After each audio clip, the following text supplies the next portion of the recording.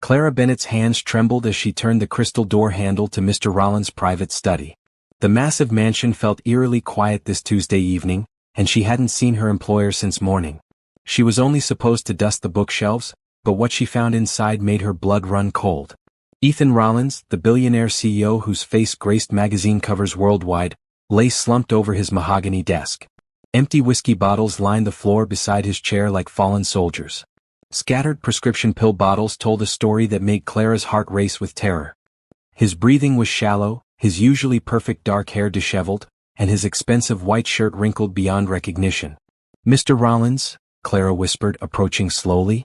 No response. His laptop screen glowed with what looked like a goodbye letter half-typed on the screen. The words, "I can't do this anymore," were clearly visible before the cursor blinked endlessly. Clara had cleaned for wealthy families before, but nothing prepared her for this moment. This wasn't just about losing her job anymore. This was about saving a human life.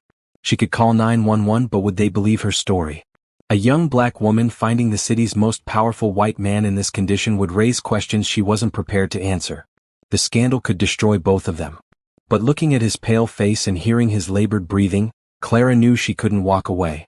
Her grandmother always said that when God puts someone in your path who needs help, you help them. No questions asked. She gently shook his shoulder. "Mr. Rollins, can you hear me?" Still nothing. The empty pill bottles scared her most. She quickly checked the labels, trying to remember the first aid training she'd taken years ago for her grandmother. Heart medication mixed with anxiety pills and alcohol, this combination could kill him. Clara's phone felt heavy in her pocket. One call could save his life, but it might also end the quiet stability she'd finally found working here. After years of struggling to pay for her grandmother's medical bills, jumping from job to job, this position had been her lifeline. The generous salary let her afford her grandmother's medications and keep their small apartment. But as she watched Ethan's chest rise and fall weekly, her decision crystallized. Some things mattered more than money or security. She pulled out her phone and dialed 911 with shaking fingers. 911, what's your emergency? I need an ambulance at the Rollins estate on Maple Hill Drive. My employer is unconscious and I think he's overdosed on medication and alcohol. The next 20 minutes blurred together. Paramedics rushed in, asking rapid-fire questions. Clara answered as best she could. They worked over Ethan's unconscious form, checking vitals and administering something through and for. Clara stood in the corner, wringing her hands and praying silently. "He's stable," the lead paramedic finally announced. "You did the right thing calling when you did. Another hour and we might have had a very different outcome." As they prepared to transport Ethan to the hospital, his eyes fluttered open briefly. For just a moment, his confused gaze met Clara's worried face across the room. She saw something there, recognition maybe, or gratitude. Then his eyes closed again and they wheeled him away. Clara sank into the leather chair facing his desk, surrounded by the evidence of a man's darkest moment. The goodbye letter still glowed on his laptop screen. Empty bottles reflected the lamplight like broken dreams. This powerful man who seemed to have everything had been ready to give it all up. She thought about her own struggles, the nights she'd cried herself to sleep worrying about money, about her grandmother's health, about her future. But she'd never felt as hopeless as Ethan must have felt tonight. Money couldn't heal a broken heart, and success meant nothing when you were drowning in grief. Clara began quietly cleaning up the study, not because it was her job, but because she couldn't bear to leave the space looking like a crime scene. She disposed of the empty bottles, straightened papers, and saved the document on his laptop without reading more than she'd already seen. Whatever had driven him to this point tonight, he deserved privacy in his pain. As she worked, Clara wondered if she'd still have a job tomorrow. Rich people valued their privacy above everything else, and she'd just witnessed the most private moment of Ethan Rollins' life. He might fire her to protect his reputation. The thought terrified her, but she knew she'd made the right choice. Her grandmother always said that kindness was never wasted, even when it cost you something. Tonight Clara hoped that was true. But how far would you go to save someone who could destroy your life with a single phone call? Would you risk everything for a stranger? Subscribe to find out what happens next, and let me know in the comments if you think Clara made the right choice.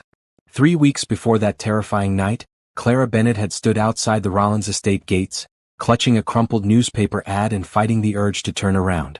The massive iron gates and security cameras made her feel small and out of place.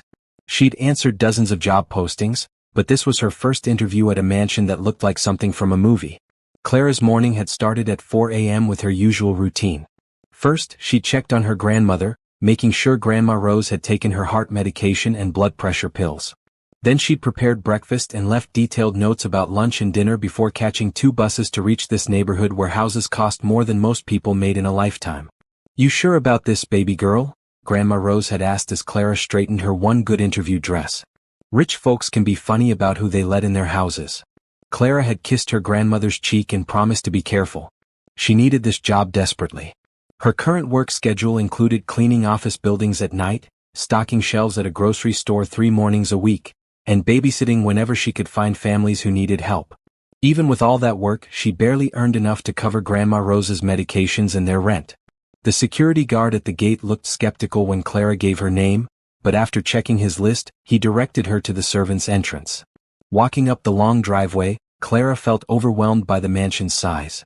The main house was 3 stories of cream-colored stone with more windows than she could count quickly. Perfectly manicured gardens stretched in every direction, and she spotted a tennis court and swimming pool in the distance. Mrs. Patterson, the head housekeeper, answered Clara's nervous knock. She was a stern-looking woman in her 60s with silver hair pulled back in a tight bun and sharp blue eyes that seemed to see everything at once. "You're the Bennett girl," Mrs. Patterson said, looking Clara up and down. "You're younger than I expected." "Yes, ma'am, I'm 24, Clara replied, hoping her voice sounded steadier than she felt. "I know I don't have experience with large homes, but I'm a hard worker and I learn quickly."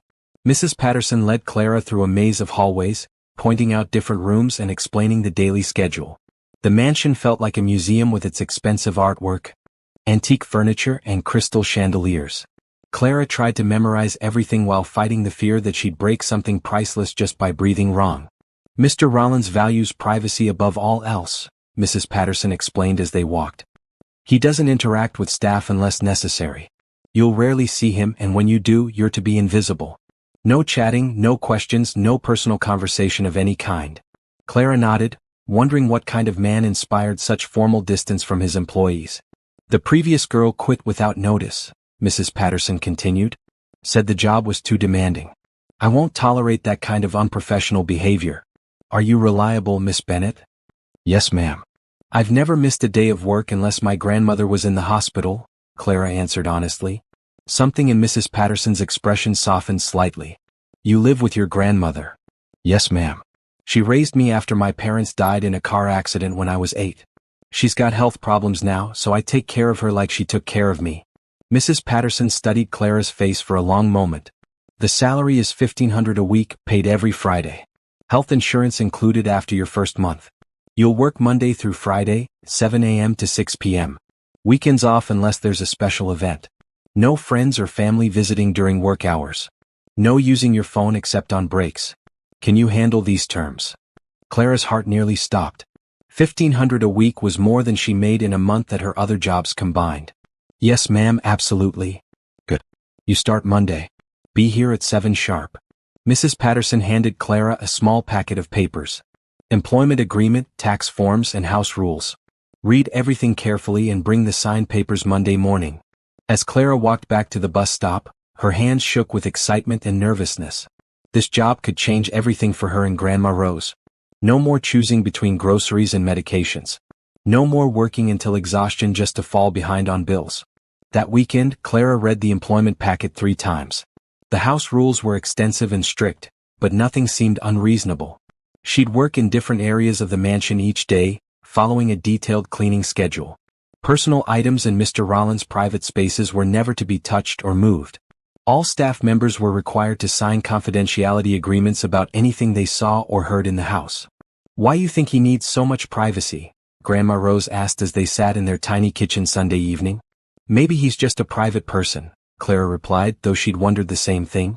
"Rich people are probably used to everyone wanting something from them. Or maybe he's got secrets to hide," Grandma Rose said with the wisdom of someone who'd lived long enough to know that money didn't always equal happiness. Monday morning, Clara arrived 15 minutes early, wearing her most professional clothes and carrying her signed paperwork. Mrs. Patterson seemed pleased with her punctuality and led her to a supply closet stocked with expensive cleaning products and equipment. "Today you'll work in the East Wing guest rooms," Mrs. Patterson explained. "Mr. Rollins is traveling for business, so you won't need to worry about disturbing him. Take your time and do thorough work. I'll check your progress at lunch." Clara spent the morning learning the layout of the East Wing and marveling at the luxury of the guest bedrooms. Each room was larger than her and Grandma Rose's entire apartment, with marble bathrooms and walk-in closets bigger than most people's bedrooms. Everything was already clean, but Clara dusted, vacuumed, and polished until each surface gleamed. At lunch break, Mrs. Patterson inspected Clara's work with a critical eye. She ran her finger along baseboards, checked behind furniture, and examined every surface Clara had touched. "Acceptable work for your first day," Mrs. Patterson finally said. "You missed some dust behind the lamp on the nightstand in room 3, and the bathroom mirror needs another pass, but overall you show attention to detail." Clara felt proud and grateful. This job was her chance to build a better life for herself and her grandmother. She was determined to excel no matter how demanding the work became. That afternoon, as Clara cleaned the mansion's main staircase, she heard voices from Mr. Rollins' study. He must have returned from his business trip early. She worked quietly, trying to be invisible as Mrs. Patterson had instructed, but she couldn't help noticing how tired and sad his voice sounded as he spoke on the phone. Over the following weeks, Clara settled into the rhythm of working at the mansion. She learned to navigate the complicated cleaning schedule, mastered the proper care of expensive furnishings, and earned Mrs. Patterson's grudging approval. Most importantly, she could finally afford her grandmother's medications without sacrificing other necessities. But as Clara worked through different areas of the massive house, she began to notice things about her mysterious employer. The mansion felt like a beautiful museum where no one actually lived. Most rooms appeared unused, meals were often left untouched, and she frequently heard Ethan talking on the phone in his study late into the night. Clara began to understand that Ethan Rollins, despite his wealth and success, was one of the loneliest people she'd ever encountered. Money had bought him everything except happiness. Ethan Rollins sat in his study at 2 a.m., staring at a framed photograph that never left his desk. In the picture, his wife Rebecca smiled brightly while holding their 4-year-old daughter Sophie in a park somewhere. Both had the same golden hair and green eyes, both looked at the camera with joy and love. Both were gone forever, and it was all his fault. 3 years had passed since the accident, but Ethan remembered every detail of that December evening. He'd been working late again, preparing for a crucial board meeting the next morning. Rebecca had called around 8, asking if he could come home for Sophie's bedtime story. "I'll be home soon," he'd promised, but soon turned into 2 more hours of reviewing contracts and making phone calls. By the time he finally left the office, Rebecca had texted that Sophie was already asleep and they'd wait for him to have dinner together. They never made it home. A drunk driver ran a red light at the intersection 6 blocks from their house. Rebecca's car took the full impact on the passenger side where Sophie sat in her car seat. The police said they died instantly, that they didn't suffer. Ethan supposed that was meant to comfort him, but it only made him feel worse. They died waiting for him to come home. The months after the funeral passed in a blur of legal proceedings, insurance claims, and well-meaning friends who didn't know what to say. Ethan threw himself into work, expanding his company and taking on new projects that required 18-hour days. Success became his drug, achievements his way of avoiding the pain that waited whenever he stopped moving. But success felt hollow when you had no one to share it with. Every milestone, every victory, every magazine cover featuring his face felt meaningless without Rebecca's proud smile or Sophie's excited hugs. He'd built an empire that felt like a monument to his failure as a husband and father. The mansion had been Rebecca's dream home. She'd spent months working with architects and designers, planning every detail of the place where they'd raise their children and grow old together. After her death, Ethan couldn't bear to change anything. Sophie's bedroom remained exactly as she'd left it, her toys arranged on shelves, her favorite stuffed animals waiting on the bed for a little girl who would never come home. Most nights, Ethan avoided sleep because dreams brought Rebecca and Sophie back to him, only to tear them away again when he woke up. He'd taken to working from his study until he collapsed from exhaustion, surrounded by contracts and financial reports that distracted him from the crushing weight of grief. His friends and business associates had tried to help in those early months. They'd invited him to dinners, introduced him to single women, suggested therapy or grief counseling. But how could he explain that he didn't want to heal? The pain was all he had left of his family. Moving on felt like abandoning them a second time. Dr. Harrison, his physician, had prescribed medication for the anxiety attacks that started 6 months after the accident. The pills helped him function during board meetings and business presentations, but they also made everything feel distant and foggy. Some days he doubled the dose just to make it through. Other days he mixed them with alcohol to quiet the voices in his head that reminded him he should have been in that car too. Mrs. Patterson ran his household with military precision, maintaining the illusion that everything was normal. She'd worked for his family since before he married Rebecca, and she understood his need for privacy and routine. The housekeeping staff changed regularly because few people could handle the oppressive atmosphere of grief that filled every room. Ethan barely noticed the staff members who cleaned and maintained his home. They were invisible to him, just part of the machinery that kept his life functioning while he focused on work and avoided thinking about anything else. He paid generous salaries and provided excellent benefits, but he didn't engage with them personally.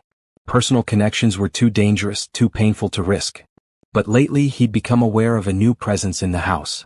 The young woman Mrs. Patterson had hired a few weeks ago moved through the mansion differently than the others. Where previous staff members had treated the house like a museum, this one seemed to understand that it was supposed to be a home. Small things had changed since her arrival. Fresh flowers appeared in vases that had stood empty for years.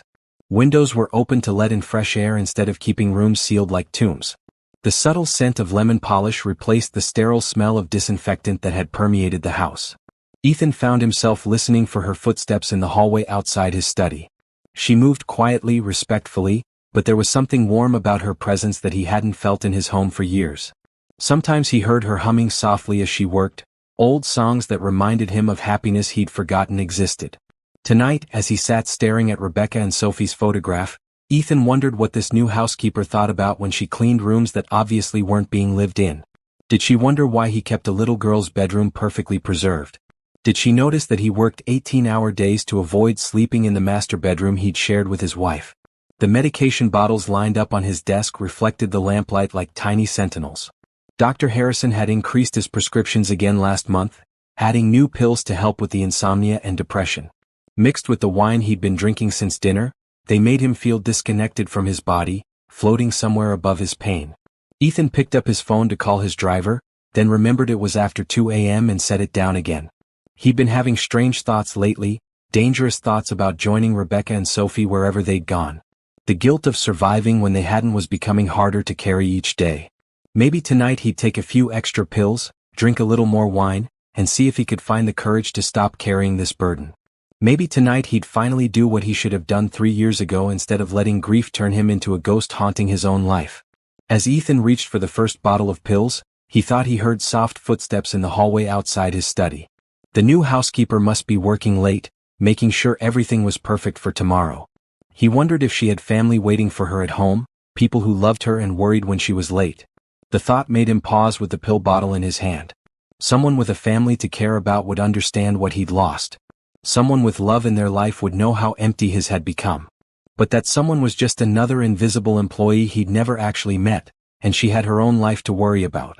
Ethan opened the bottle and poured pills into his palm, ready to swallow them with the last of his wine.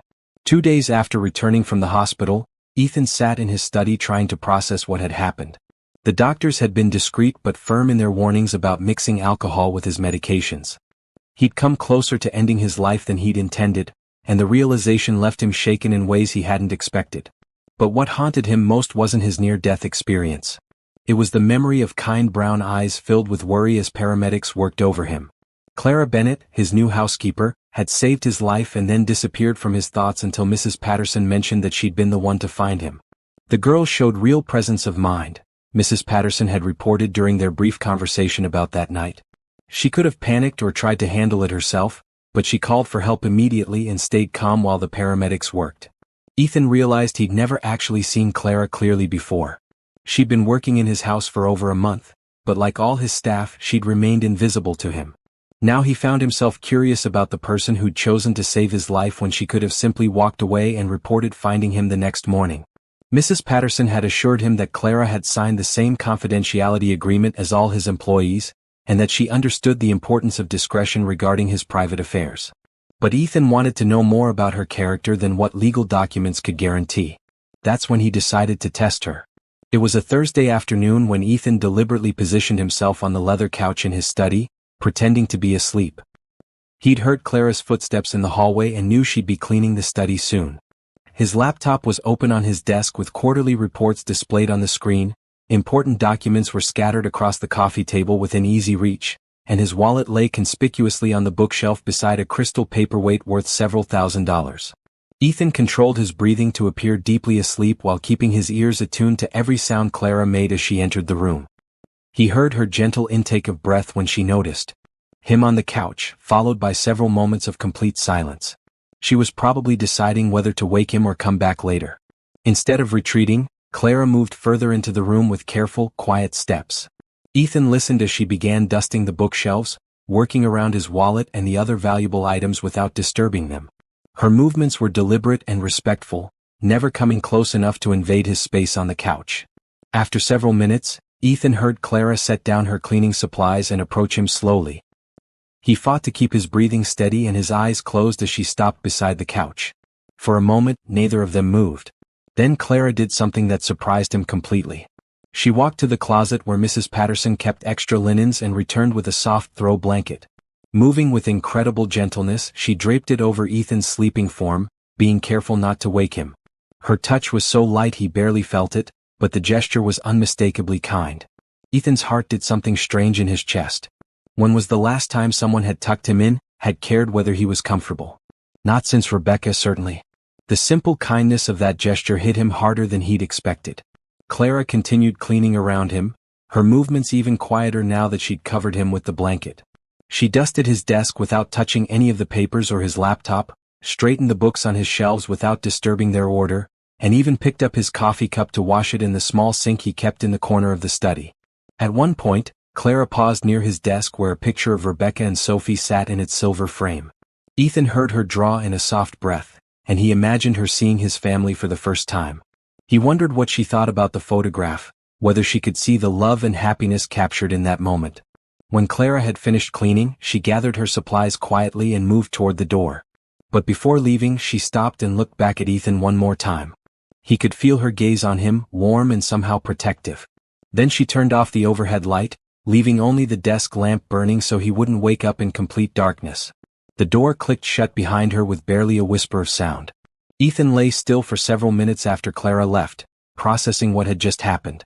She'd had access to his private study, his personal belongings, confidential business documents, and expensive items that could easily fit in a pocket. She could have taken photos of sensitive information with her phone, could have stolen small valuables, could have invaded his privacy in countless ways. Instead, she treated him with the kind of gentle care usually reserved for family members. She'd protected his rest, respected his belongings, and shown concern for his comfort without expecting anything in return. When Ethan finally sat up and folded the blanket Clara had covered him with, he noticed something else. The study smelled different than usual. Instead of the stale air and lingering scent of alcohol that typically filled the room, there was a fresh, clean fragrance. Clara had opened the windows to let in fresh air and had placed a small vase of flowers from the garden on the table beside his couch. The flowers were simple daisies, nothing expensive or elaborate. But they brought life and color into a room that had felt like a tomb for 3 years. Rebecca had always loved fresh flowers in the house, said they made every room feel more welcoming. Ethan found himself studying the photograph of his wife and daughter with new eyes. For the first time in months, looking at their faces didn't bring only pain. Clara's small gesture of placing flowers nearby had somehow made their memory feel warmer, more connected to life than to loss. Over the following days, Ethan began paying attention to other small changes Clara had made throughout the house. She'd been opening curtains in rooms that had stayed dark for years, placing books that had been left scattered back on their proper shelves, and keeping fresh flowers in vases that had stood empty since Rebecca's death. None of these changes violated the house rules or overstepped professional boundaries, but they showed a level of care that went beyond what her job required. Clara was treating his house like a home instead of a mausoleum, and slowly, almost without him noticing, it was starting to feel alive again.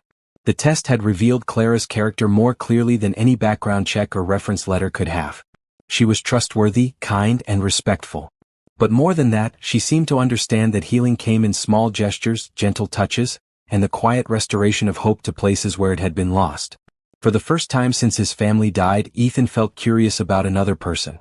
He wanted to know who Clara Bennett really was, what had shaped her into someone capable of such natural kindness, and whether she might be the key to helping him find his way back to the world of the living. The morning after Ethan's test, Clara arrived at work with butterflies in her stomach. She'd spent the previous evening wondering if she'd overstepped boundaries by covering Mr. Rollins with a blanket and arranging flowers in his study. Mrs. Patterson had emphasized repeatedly that staff were to remain invisible and never interact personally with their employer. But something about seeing him sleeping so peacefully on the couch had reminded Clara of her grandmother, who often fell asleep in her favorite chair while watching television. Clara always covered Grandma Rose with a throw and dimmed the lights, simple acts of love that made a house feel like home. When Clara entered the mansion that Thursday morning, Mrs. Patterson greeted her with an unusual expression. The stern housekeeper almost looked like she was trying not to smile.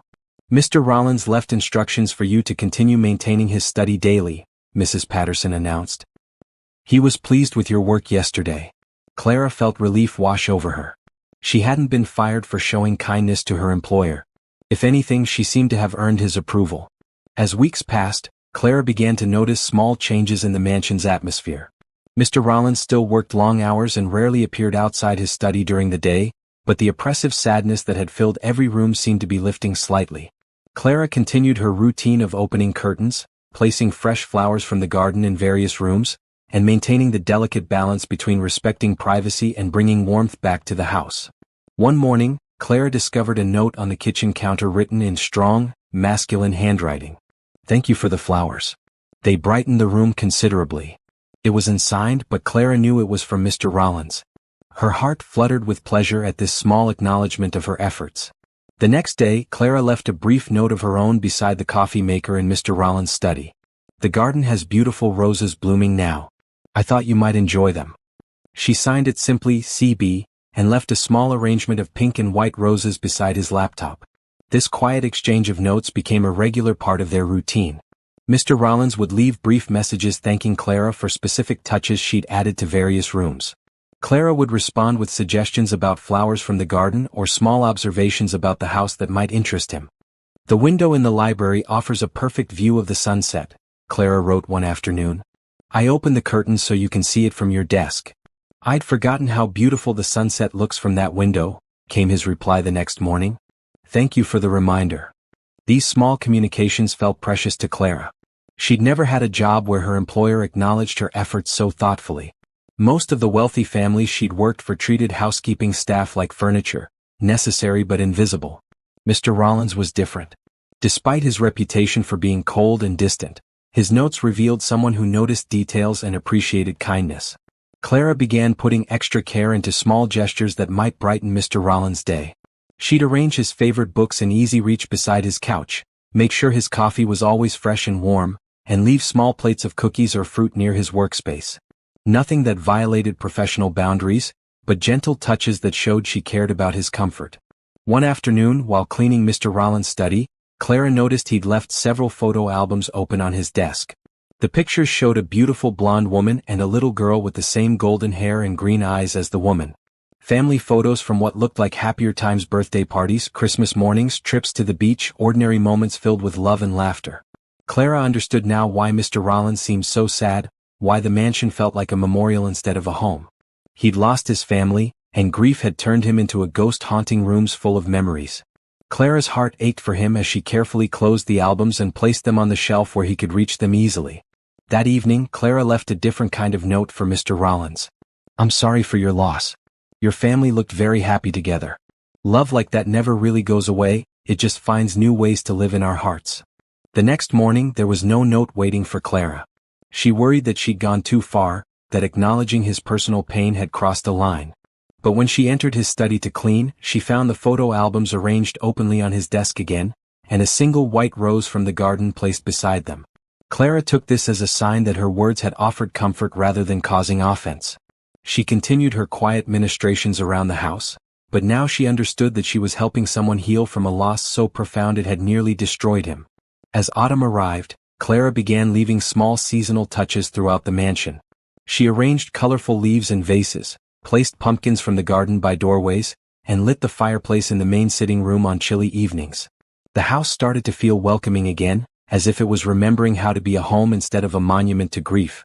One October morning, Clara found a longer note from Mr. Rollins waiting for her. "Your grandmother raised you well. The kindness you show daily reminds me that good people still exist in the world. Thank you for helping me remember that there's still beauty to be found in simple things." Clara carried that note in her pocket for the rest of the week, reading it whenever she needed encouragement. Knowing that her small acts of kindness were helping someone heal gave her work deeper meaning than just earning a paycheck. She began to realize that she was falling for her mysterious employer, not because of his wealth or status, but because of the gentle soul she'd glimpsed through their written exchanges. His notes revealed someone who noticed everything, appreciated simple gestures, and was slowly learning to see hope again after tremendous loss. But Clara also knew that a relationship between them was impossible. She was staff, he was her employer, and the gulf between their social positions was too wide to bridge. She would continue caring for him quietly, offering kindness without expecting anything in return, grateful for the chance to help someone find their way back to life. What Clara didn't know was that Ethan had begun looking forward to her presence in the house more than anything else in his carefully structured days. Her notes had become the bright spot in otherwise dark hours, and her gentle touches throughout the mansion were slowly teaching him that healing was possible without forgetting the love he'd lost. By November, the silent communication between Clara and Ethan had evolved into something neither of them had expected. What started as polite notes about flowers and household matters had grown into deeper exchanges about life, loss, and hope.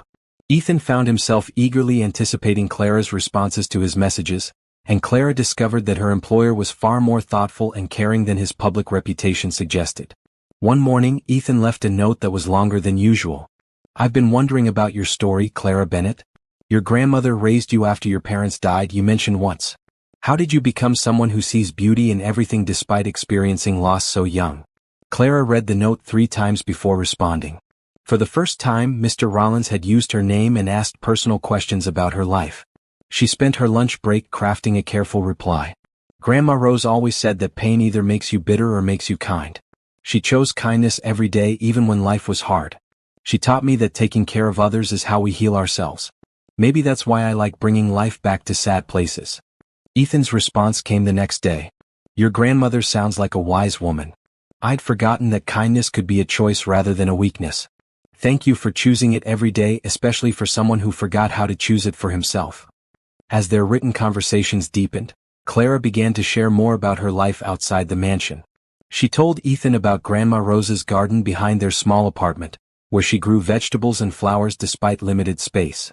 She described the neighborhood where they lived, full of working families who looked out for each other through difficult times. Ethan, in turn, began opening up about his life before the accident. He wrote about Rebecca's love for decorating their home, Sophie's fascination with butterflies, and family traditions they'd shared during holidays. For the first time in 3 years, he was able to remember his wife and daughter with joy instead of only pain. "Rebecca would have loved what you've done with the house," Ethan wrote one afternoon. "She always said a home should feel alive, full of flowers and light and laughter. You've brought that feeling back to rooms that had forgotten how to welcome people." Clara treasured that note above all the others. Knowing that she was honoring the memory of Mr. Rollins' wife while helping him heal felt like the most meaningful work she'd ever done. One December morning, Clara arrived at work to find Mrs. Patterson waiting with an unusual request. "Mr. Rollins would like to speak with you in his study before you begin your regular duties," the housekeeper announced. Clara noticed that Mrs. Patterson's stern expression had softened considerably since Clara started working at the mansion. Clara's heart raced as she knocked on the study door. After months of communicating only through notes, she was finally going to have a real conversation with her employer. "Come in," came a deep voice from inside. Clara entered to find Ethan Rollins standing beside the window, looking out at the garden. He was taller than she'd expected, with dark hair touched by silver at the temples and kind eyes that seemed older than his 45 years. When he turned to greet her, Clara saw that he was handsome but worn down by grief, like a photograph that had faded but still showed the beauty of the original image. "Miss Bennett," Ethan said, his voice gentle but formal. "Please sit down." Clara perched nervously on the edge of the chair facing his desk, unsure what to expect from this meeting. "I wanted to thank you personally for everything you've done," Ethan continued. "Not just the excellent housekeeping but the way you've brought warmth back to this house. And for saving my life that night in October." Clara felt her cheeks warm with embarrassment. "I just did what anyone would do, Mr. Rollins." "No," Ethan said firmly. "Most people would have protected themselves first. You chose to help someone who could have caused you trouble just by being found in that condition.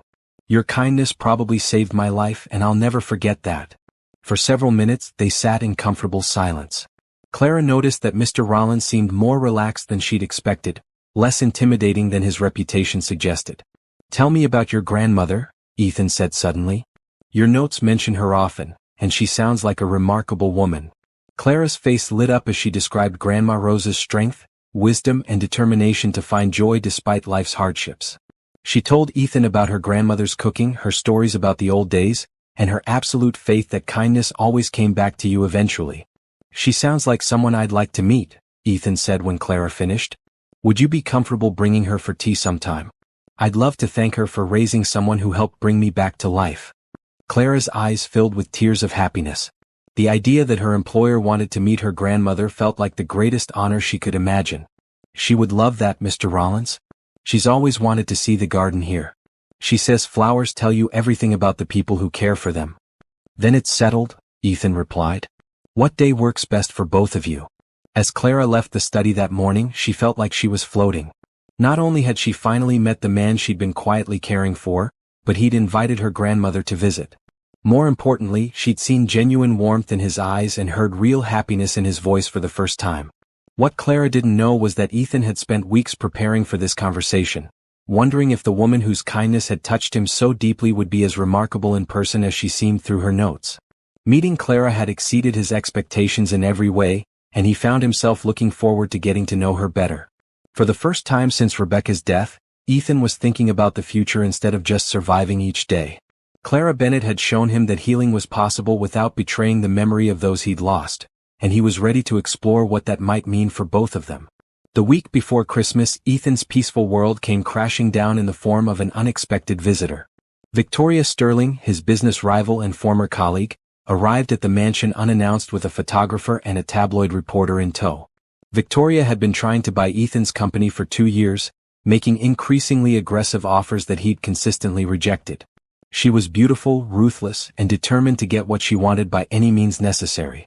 Her sudden appearance at his home with media representatives immediately put Ethan on high alert. "Ethan, darling," Victoria said, pushing past Mrs. Patterson into the main hallway. "I hope you don't mind the surprise visit. I brought some friends who are very interested in your recent lifestyle changes." Clara was arranging Christmas decorations in the living room when she heard unfamiliar voices in the hallway. Through the doorway, she could see a stunning blonde woman in an expensive coat speaking to Mr. Rollins in a tone that was both familiar and predatory. "I'm not sure what you're referring to, Victoria," Ethan replied coolly. "And I don't appreciate uninvited guests in my home." "Oh, come now," Victoria laughed. "Surely you're not going to deny your touching romance with the help. My sources tell me you've been getting quite cozy with your little housekeeper." Clara's blood ran cold.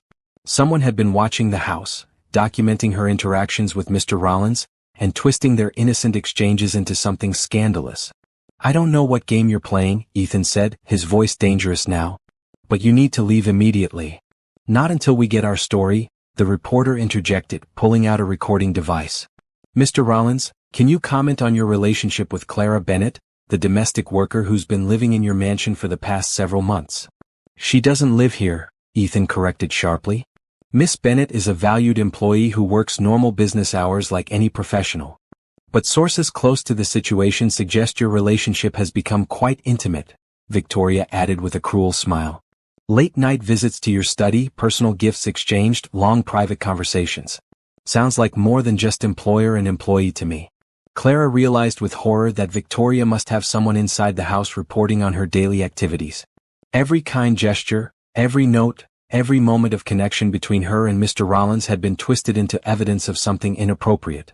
The photographer began snapping pictures of the decorated living room, focusing on the fresh flowers and personal touches Clara had added throughout the house. Each photo would be used to support the narrative that she'd been living there as more than just staff. "Mr. Rollins has been lonely since his family's tragic death," the reporter said, speaking into his recorder. "Sources indicate he's become emotionally dependent on a much younger domestic worker from a vastly different social background. Questions arise about her motivations and whether she's taking advantage of a grieving widower's vulnerability." Clara couldn't listen to any more. She slipped out the back door into the garden, her heart pounding with panic and shame. In minutes, these people would destroy everything good that had grown between her and Mr. Rollins. They'd paint her as a gold digger and him as a fool, turning their quiet friendship into a public scandal. Inside, Ethan was fighting to control his rage. "You have 30 seconds to get out of my house before I call security and have you arrested for trespassing." Temper, Victoria taunted. We're just trying to understand how a billionaire CEO ends up involved with someone so far beneath his social station. Surely his late wife's memory deserves better than this embarrassing situation. The mention of Rebecca hit Ethan like a physical blow. Victoria had crossed a line that could never be uncrossed. "Get out," he said quietly, his voice deadly calm. "Get out now, and if I see one word of this fabricated story in print, I'll sue you and your publication into bankruptcy." "You can't sue the truth, Ethan," Victoria replied as she headed toward the door. "And the truth is that you've compromised yourself with the help. Your board of directors will be very interested to hear about this lapse in judgment." After the unwelcome visitors left, Ethan found Clara in the garden, sitting on a stone bench with tears streaming down her face. She looked small and vulnerable in the winter afternoon light, nothing like the predatory opportunist Victoria had painted her to be. "Clara," Ethan said gently, sitting beside her on the bench. "I'm so sorry you had to hear that." "She's going to ruin everything," Clara whispered. "My reputation, your reputation, this job that means everything to me and my grandmother. She's going to make people think I'm some kind of criminal who took advantage of your grief." "No one who knows either of us would believe that," Ethan replied firmly. "You've never asked me for anything except the chance to do honest work. Your character speaks for itself." "But people don't know me," Clara said, wiping her eyes. "They'll see a young black woman working for a wealthy white man, and they'll assume the worst. They'll think I seduced you for your money or that you're having some kind of breakdown that made you vulnerable to manipulation." Ethan realized that Clara was right about how the situation would be perceived by the public. The racial and class differences between them would be used to support Victoria's narrative, no matter how false it was. "What do you want to do?" Ethan asked quietly. "I should quit," Clara said, though the words seemed to tear at her heart. "If I'm not working here anymore, there's no story for them to tell. Your reputation won't be damaged, and maybe they'll leave us both alone." "I don't want you to quit," Ethan said. "Clara, you've become more important to me than I know how to express. Losing you would be like losing light and hope all over again." Clara's heart soared and broke at the same time. Hearing Mr. Rollins say that she mattered to him was everything she'd dreamed of, but it was also confirmation that Victoria was right about their relationship being more than professional. "If I stay, they'll keep watching us," Clara said. "Every smile, every conversation, every kind gesture will be twisted into evidence that we're having an inappropriate relationship. Is that what you want?" Ethan was quiet for a long time, considering the impossible situation Victoria had created. He cared about Clara more than he'd cared about anyone since Rebecca's death, but he also knew that protecting her might require letting her go.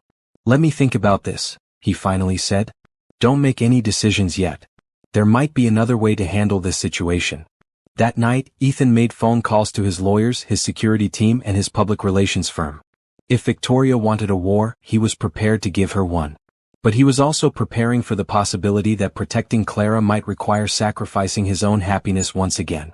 2 weeks later, just as Ethan thought the Victoria Sterling situation had been contained by his legal team, disaster struck from an unexpected direction.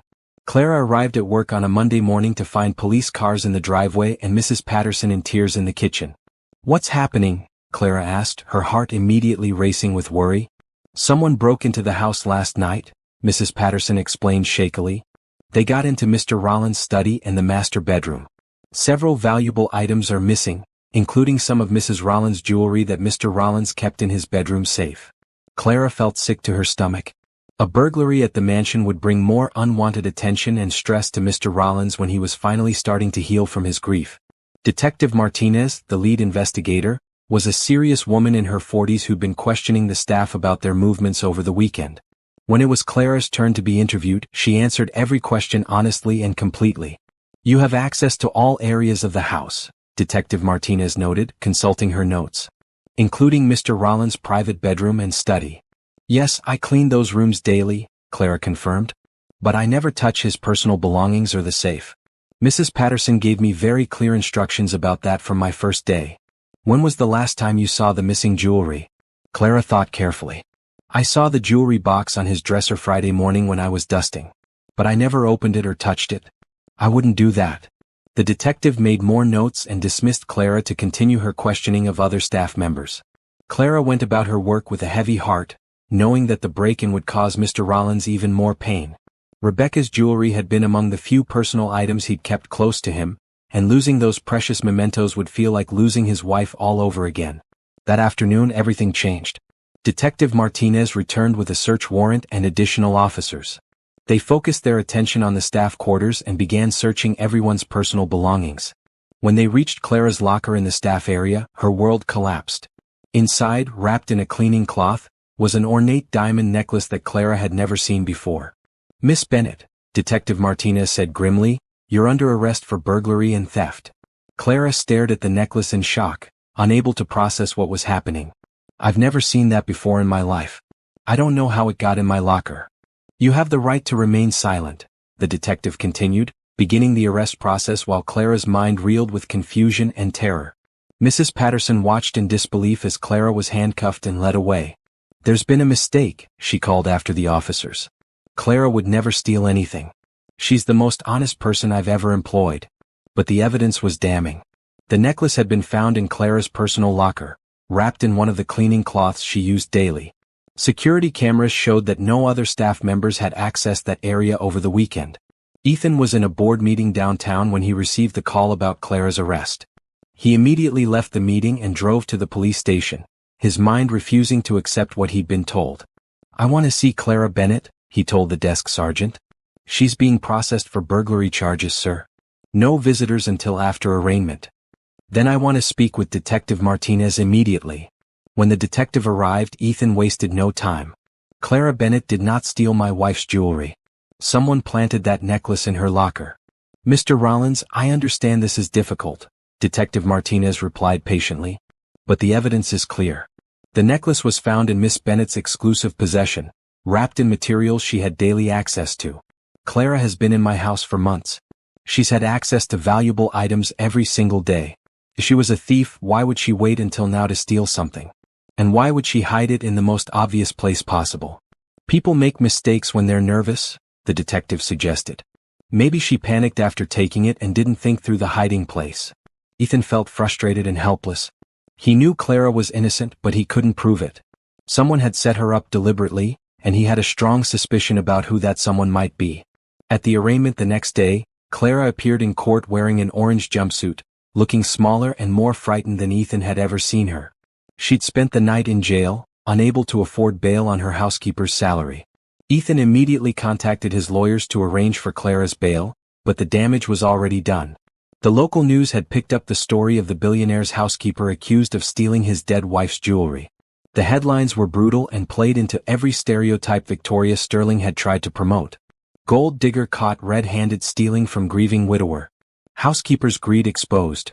"Trusted employee steals dead woman's jewelry." "Billionaire's poor judgment. How loneliness led to betrayal." Clara's photograph appeared alongside the headlines, painting her as a criminal who'd taken advantage of her employer's vulnerability. The racial undertones in the coverage were unmistakable, with several outlets emphasizing the class and racial differences between Clara and Ethan. When Clara was released on bail, she went straight to the mansion to resign. She found Ethan waiting for her in his study, looking as devastated as she felt. "Clara will fight this," he said immediately. "My lawyers are already investigating how that necklace ended up in your locker." "It doesn't matter," Clara replied, her voice hollow with despair. "Even if they prove I'm innocent, my reputation is destroyed.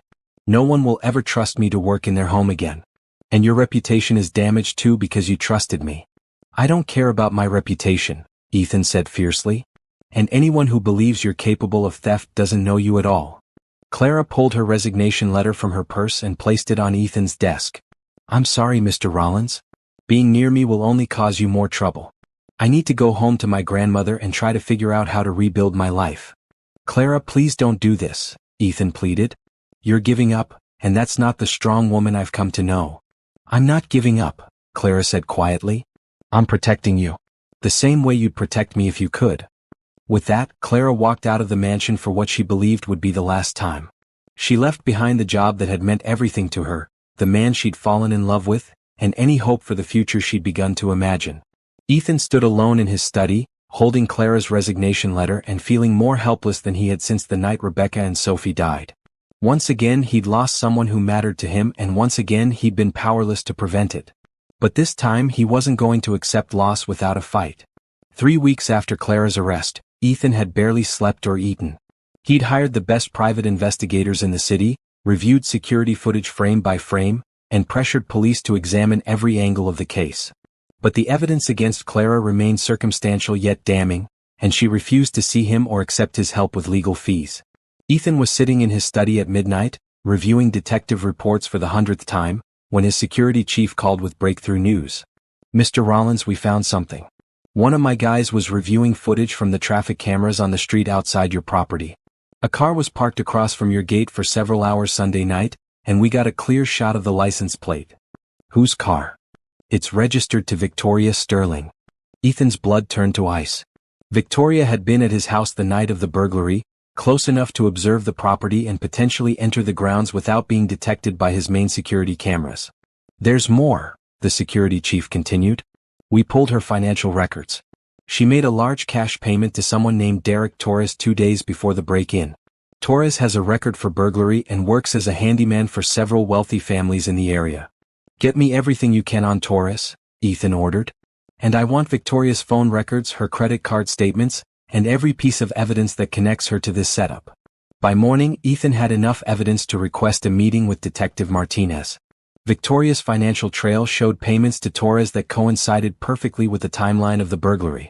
Security footage from nearby businesses confirmed that Victoria's car had been in the neighborhood at the time of the break-in. Most damning of all, Torres had a key to the mansion's service entrance, a key that had been reported missing from Mrs. Patterson's office 2 months earlier during a routine maintenance visit to the house. "This is circumstantial," Detective Martinez admitted after reviewing Ethan's evidence. "But it's enough to bring Victoria Sterling in for questioning." Victoria was arrested at her office that afternoon, surrounded by reporters who'd been alerted by an anonymous tip. Her carefully composed facade cracked when confronted with the evidence against her, and within hours she was offering to make a deal in exchange for a reduced sentence. The truth that emerged was even more calculated than Ethan had imagined. Victoria had orchestrated the entire scheme to destroy Clara's reputation and force Ethan into a vulnerable emotional state. With Clara gone and his judgment questioned publicly, Victoria believed she could pressure him into selling his company at a fraction of its value. Derek Torres had been paid to break into the mansion and plant Rebecca's necklace in Clara's locker. Victoria had provided him with the stolen key and detailed knowledge of the house layout, information she'd gathered during her uninvited visit in December. The plan had been perfect except for one detail Victoria hadn't anticipated. Ethan's love for Clara was stronger than his grief, and instead of being broken by her loss, he'd been motivated to fight for her with everything he had. When Clara heard about Victoria's arrest on the evening news, she was sitting in her grandmother's tiny kitchen, still wearing the same clothes she'd worn to court that morning for her latest hearing. She'd barely spoken in days, devastated by the betrayal she felt and the loss of everything she'd built.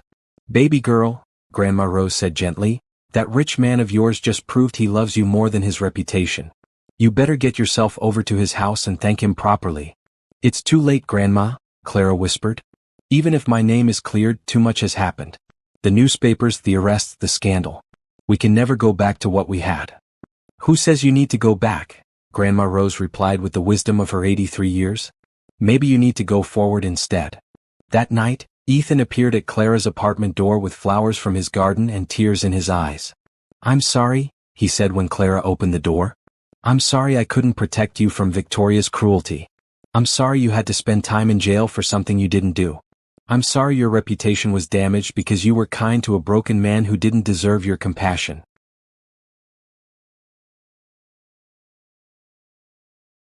Clara stared at him, hardly able to believe he was standing in her hallway. "But I'm not sorry I fell in love with you," Ethan continued. "And I'm not sorry that you saved my life in every way a person can be saved. If you'll let me, I want to spend the rest of my life making sure you never doubt how precious you are." Clara burst into tears and fell into Ethan's arms, feeling like she was coming home after being lost in the wilderness. They held each other in her tiny apartment while Grandma Rose smiled from her chair and the evening news played Victoria Sterling's perp walk in the background. "I love you too," Clara whispered against Ethan's chest. "I've loved you since the first note you left thanking me for flowers. I just never thought someone like you could love someone like me." "Someone like you," Ethan repeated, pulling back to look at her face.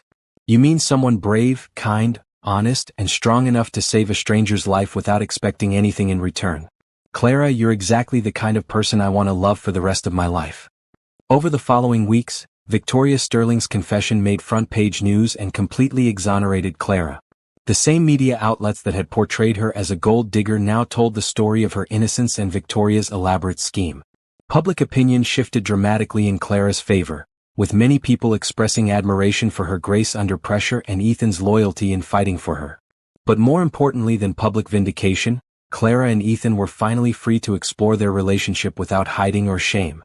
They spent long evenings walking in his garden, sharing meals with Grandma Rose, and talking about the future they wanted to build together.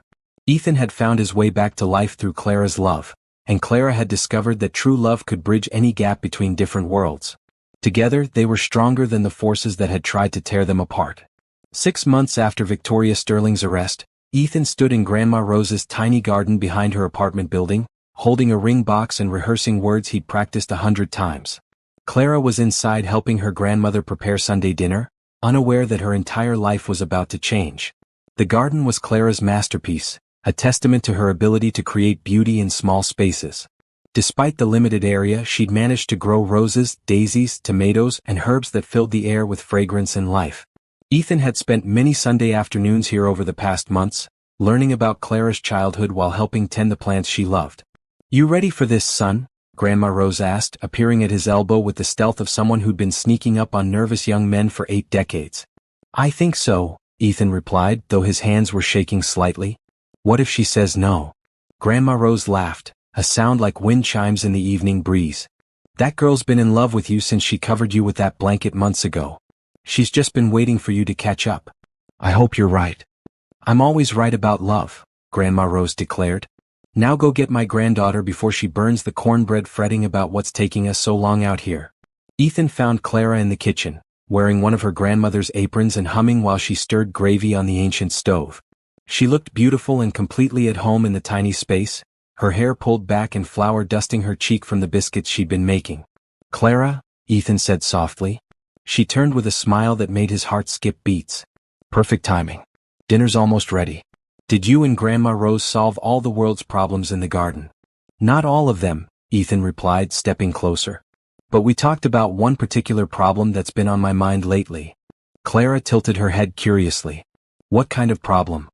Instead of answering, Ethan took Clara's flour-dusted hands in his and looked into her eyes. "Clara Bennett, 6 months ago you saved my life. Not just that night when you called the ambulance, but every day since, when you've shown me that healing is possible and love can bloom again even in the darkest places." Clara's eyes widened as she began to understand what was happening. "You've taught me that home isn't a building, it's the person who makes you want to be better than you ever thought possible. You've shown me that Rebecca and Sophie's memory isn't diminished by new love, but honored by it." Ethan dropped to one knee in the tiny kitchen while Grandma Rose watched from the doorway with tears in her eyes. "Clara, will you marry me?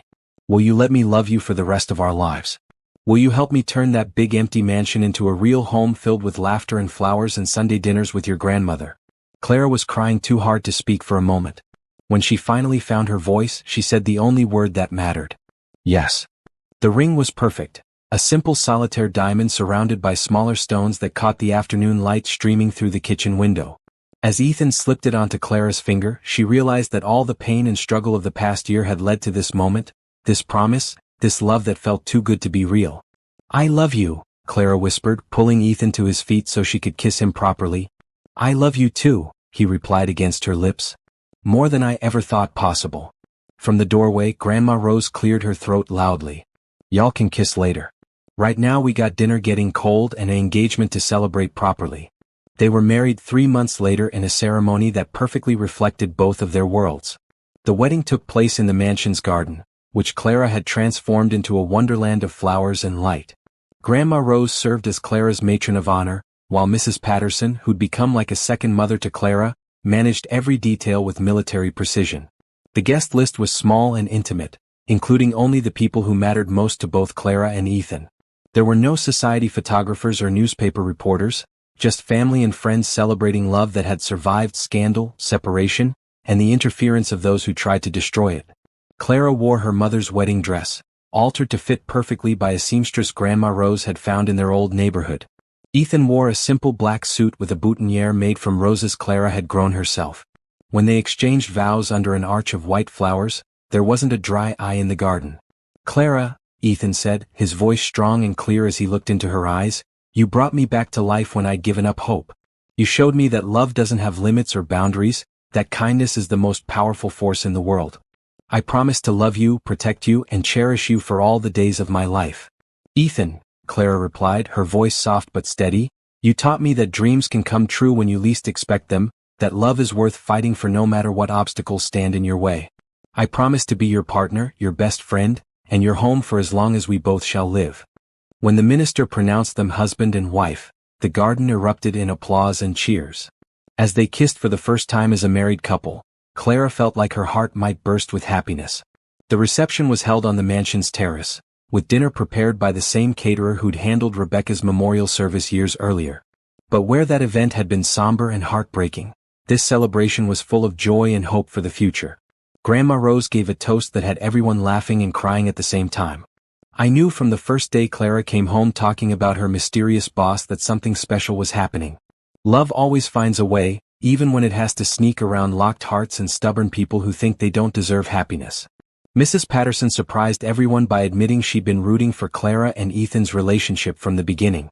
I've worked in this house for 15 years, and I've never seen it as alive as it's been since Clara arrived. She didn't just clean rooms, she healed a broken home.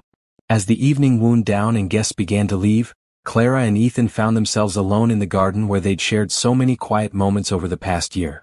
The fairy lights Clara had strung through the trees cast everything in a warm, magical glow. No regrets? Ethan asked, pulling his new wife close. None, Clara replied without hesitation. This feels like exactly where I'm supposed to be. Good, Ethan said, because I have plans for us. Big plans that involve Sunday dinners with your grandmother, flowers in every room, and maybe some little feet running through these gardens someday. Clara's heart fluttered with excitement at the thought of children growing up in this beautiful space, loved and cherished the way she and Ethan would love and cherish each other. I can't wait, she whispered, standing on her toes to kiss her husband under the stars. As they stood together in the garden that had witnessed their love story unfold, Clara thought about all the small moments that had led to this perfect ending. A blanket tucked around a sleeping man, notes left beside coffee cups, flowers arranged with care, and kindness chosen every day despite pain and loss. Love had found them both when they needed it most, proving that sometimes the most beautiful stories begin with the simplest acts of compassion. Clara Bennett Rollins was finally home, and she knew that whatever challenges the future might bring, she and Ethan would face them together, surrounded by love, hope, and the knowledge that kindness always wins in the end. Don't you wish all love stories ended this beautifully? Subscribe for more heartwarming tales that prove love conquers all, and tell me in the comments which moment from Clara and Ethan's journey touched your heart the most.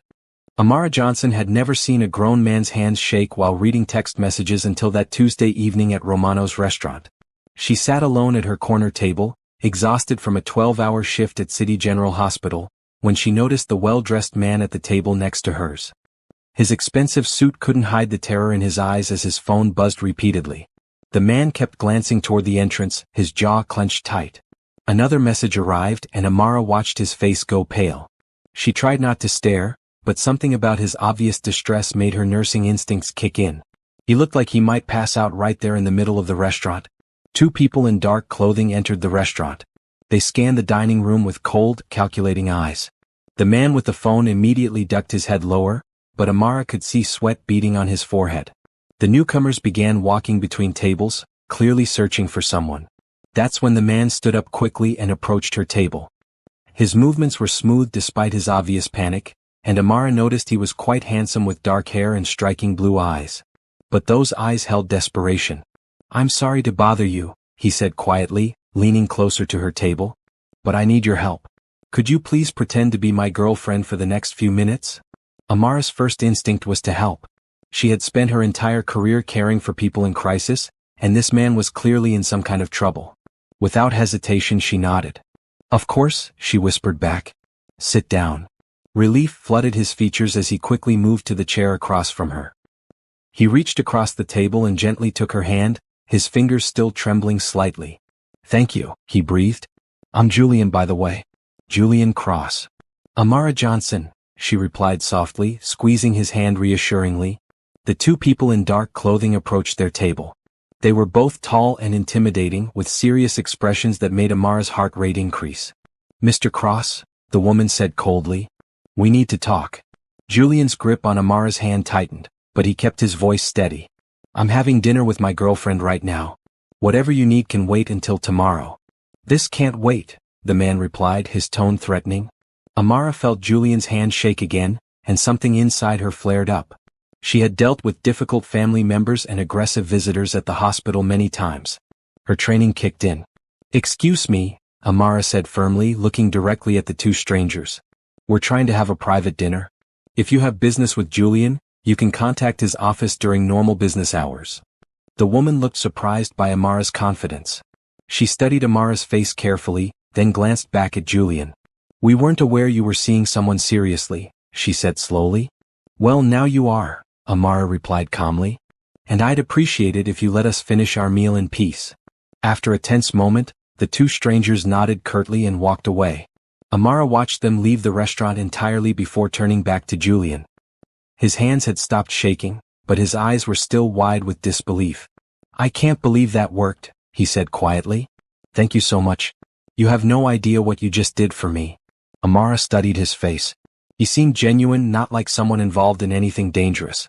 Her instincts told her he was a good person in a bad situation. Are you in some kind of trouble? She asked gently. Julian ran his free hand through his hair. It's complicated. Family business, you could say. Those people work for someone who's trying to force me into doing something I don't want to do. Marriage? Amara guessed, reading between the lines. He looked surprised. How did you know? I'm a nurse. I'm good at reading people. Plus, the woman mentioned not knowing you were seeing someone seriously. That suggests they expected you to be single and available. Julian nodded slowly.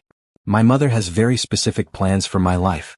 She's arranged for me to marry someone I don't love, and she's not taking no for an answer.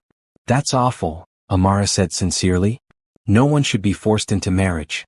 Exactly. Julian's expression grew hopeful.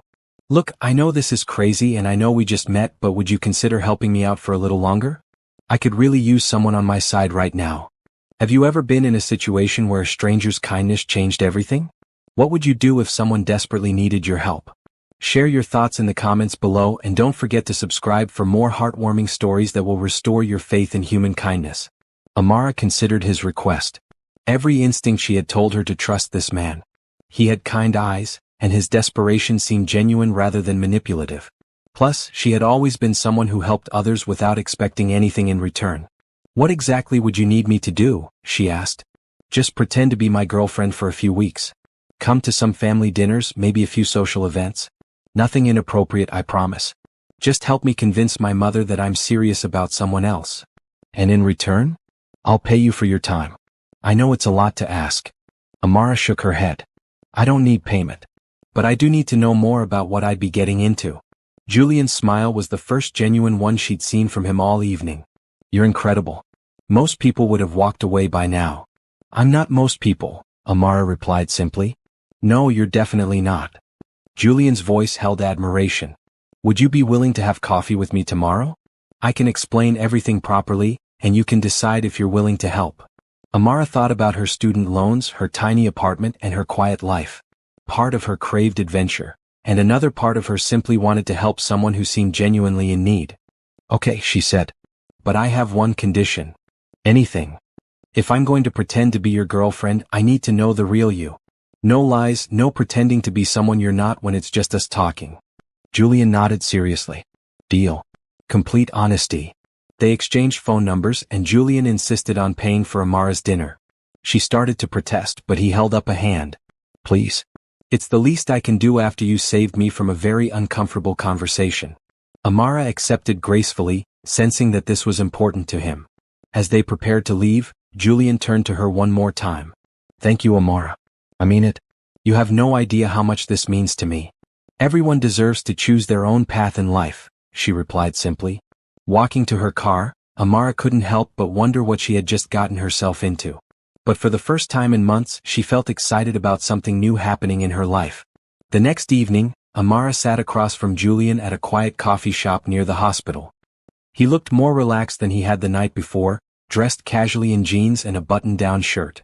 Without the desperate tension, she could see just how handsome he really was. Thank you for meeting me, Julian said, wrapping his hands around his coffee cup. I wasn't sure you'd show up.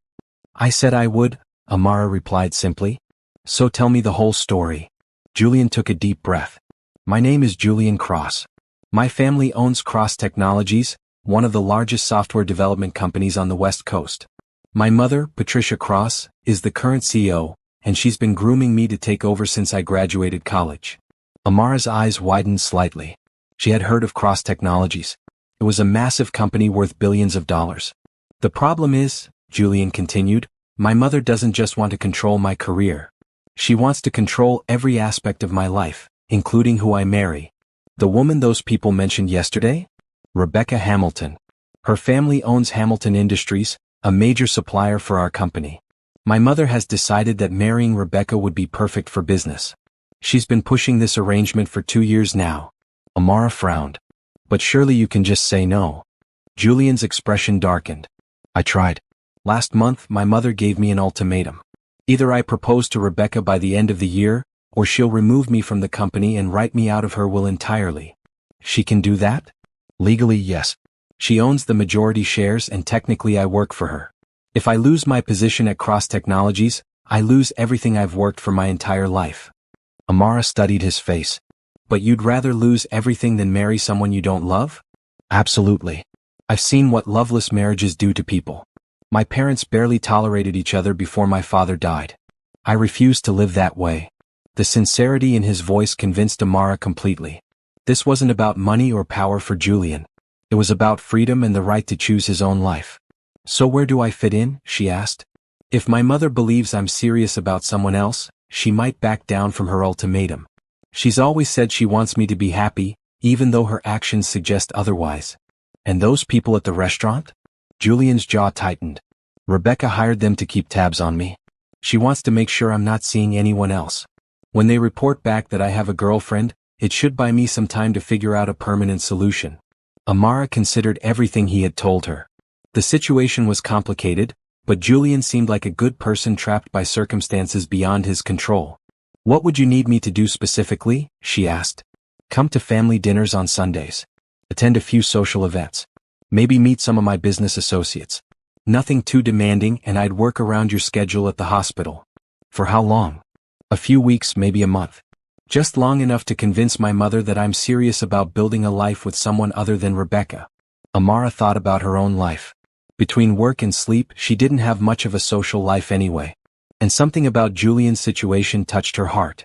She had always believed that people should be free to make their own choices about love and marriage. Okay, she said. I'll help you. Relief flooded Julian's features. Really? Just like that? Just like that. But I have some conditions. Name them. First, complete honesty between us at all times. If I'm going to convince your family that we're together, I need to know who you really are. Julian nodded. Absolutely. Second, nothing happens that makes either of us uncomfortable. This is pretend and it stays that way unless we both decide otherwise. Of course. I would never pressure you into anything. Third, when this is over, it's over. No drama, no hard feelings. We help each other out and then go back to our normal lives. Julian hesitated for just a moment before nodding. Agreed. Good. Now, what do I need to know about your family? For the next hour, Julian told her about his mother's expectations, the family business, and the social circles they moved in. He explained the kinds of events they'd need to attend and the people they'd need to convince. You'll need some new clothes, Julian said eventually. The events we attend can be pretty formal. Amara felt a flash of insecurity. She had nice clothes but nothing that would fit into high society events. I can handle that, she said quietly. Actually, I'd like to take care of it. Consider it part of our arrangement. You're doing me a huge favor, and the least I can do is make sure you have everything you need to feel comfortable. Amara started to protest, but Julian held up a hand. Please. This is important to me. I don't want you to feel out of place or uncomfortable because you're helping me. Something in his tone made her reconsider. This wasn't about charity or pity. Julian genuinely wanted to make sure she felt confident and prepared. Okay, she said. Thank you. Thank you. You have no idea what this means to me. As they prepared to leave, Julian pulled out his phone. Can I add you to my calendar?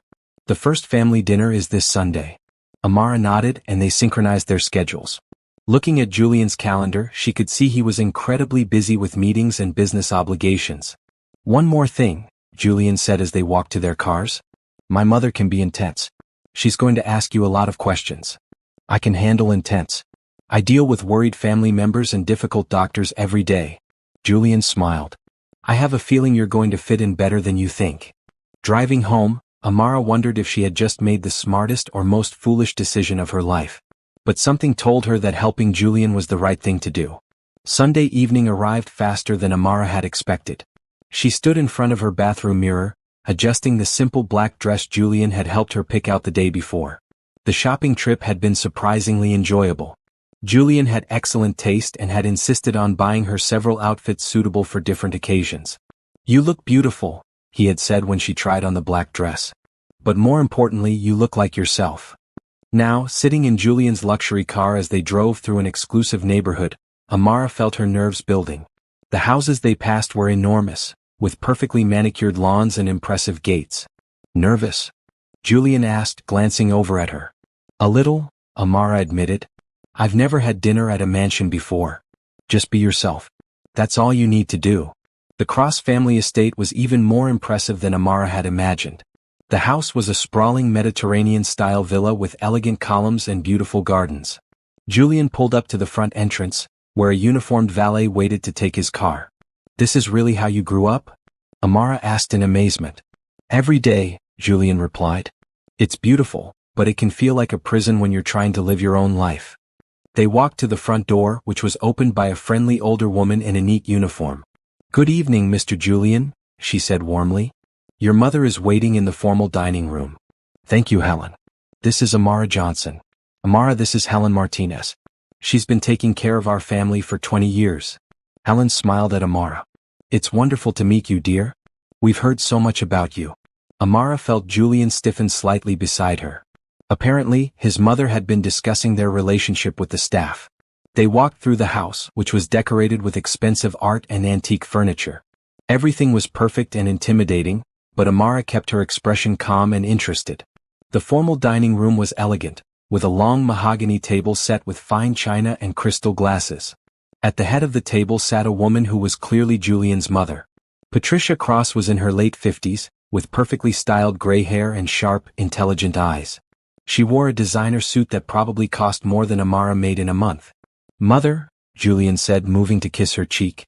I'd like you to meet Amara Johnson. Amara, this is my mother, Patricia Cross. Patricia stood and extended her hand. Her grip was firm and her gaze was intense as she studied Amara's face. Miss Johnson, Julian has told me so little about you. I'm very curious to learn more. Thank you for inviting me to dinner, Mrs. Cross, Amara replied warmly. Your home is absolutely beautiful. Please call me Patricia. And thank you. The house has been in the Cross family for 3 generations. They took their seats, with Amara sitting across from Patricia and Julian beside her. The conversation started with polite small talk about the weather and current events. Amara found Patricia to be intelligent and well-informed, though there was a definite intensity to her questions. So, Amara, Julian tells me you're a nurse, Patricia said as the first course was served. Yes, I work at City General Hospital. I've been there for 3 years now. That must be very demanding work. It is, but it's also very rewarding. I love being able to help people during some of the most difficult times in their lives. Patricia nodded approvingly. That's admirable. So many young people today seem to only care about easy money and instant gratification. Amara glanced at Julian, who was watching the conversation carefully. I think everyone has to find their own path, Amara said diplomatically. What matters is doing something that makes a positive difference. Indeed. And how did you and Julian meet? Amara had prepared for this question.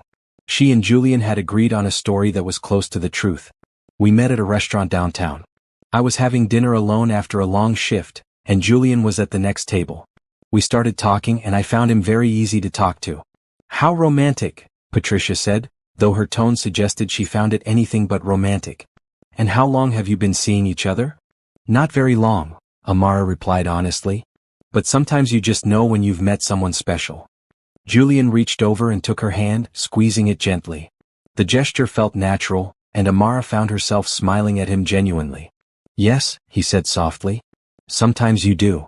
Patricia's expression shifted slightly, and Amara thought she saw a flicker of surprise in the older woman's eyes. The rest of dinner passed pleasantly. Patricia asked about Amara's family, her education, and her career goals. Amara answered honestly, and gradually the interrogation began to feel more like a normal conversation. "Your parents must be very proud of you," Patricia said when Amara mentioned finishing nursing school while working part-time. "My mother is. She raised me by herself after my father died when I was young. She always taught me that hard work and kindness were the most important things in life." Something in Patricia's expression softened. "A single mother. That must have been difficult for both of you." "It was sometimes, but it made us close. She's my best friend."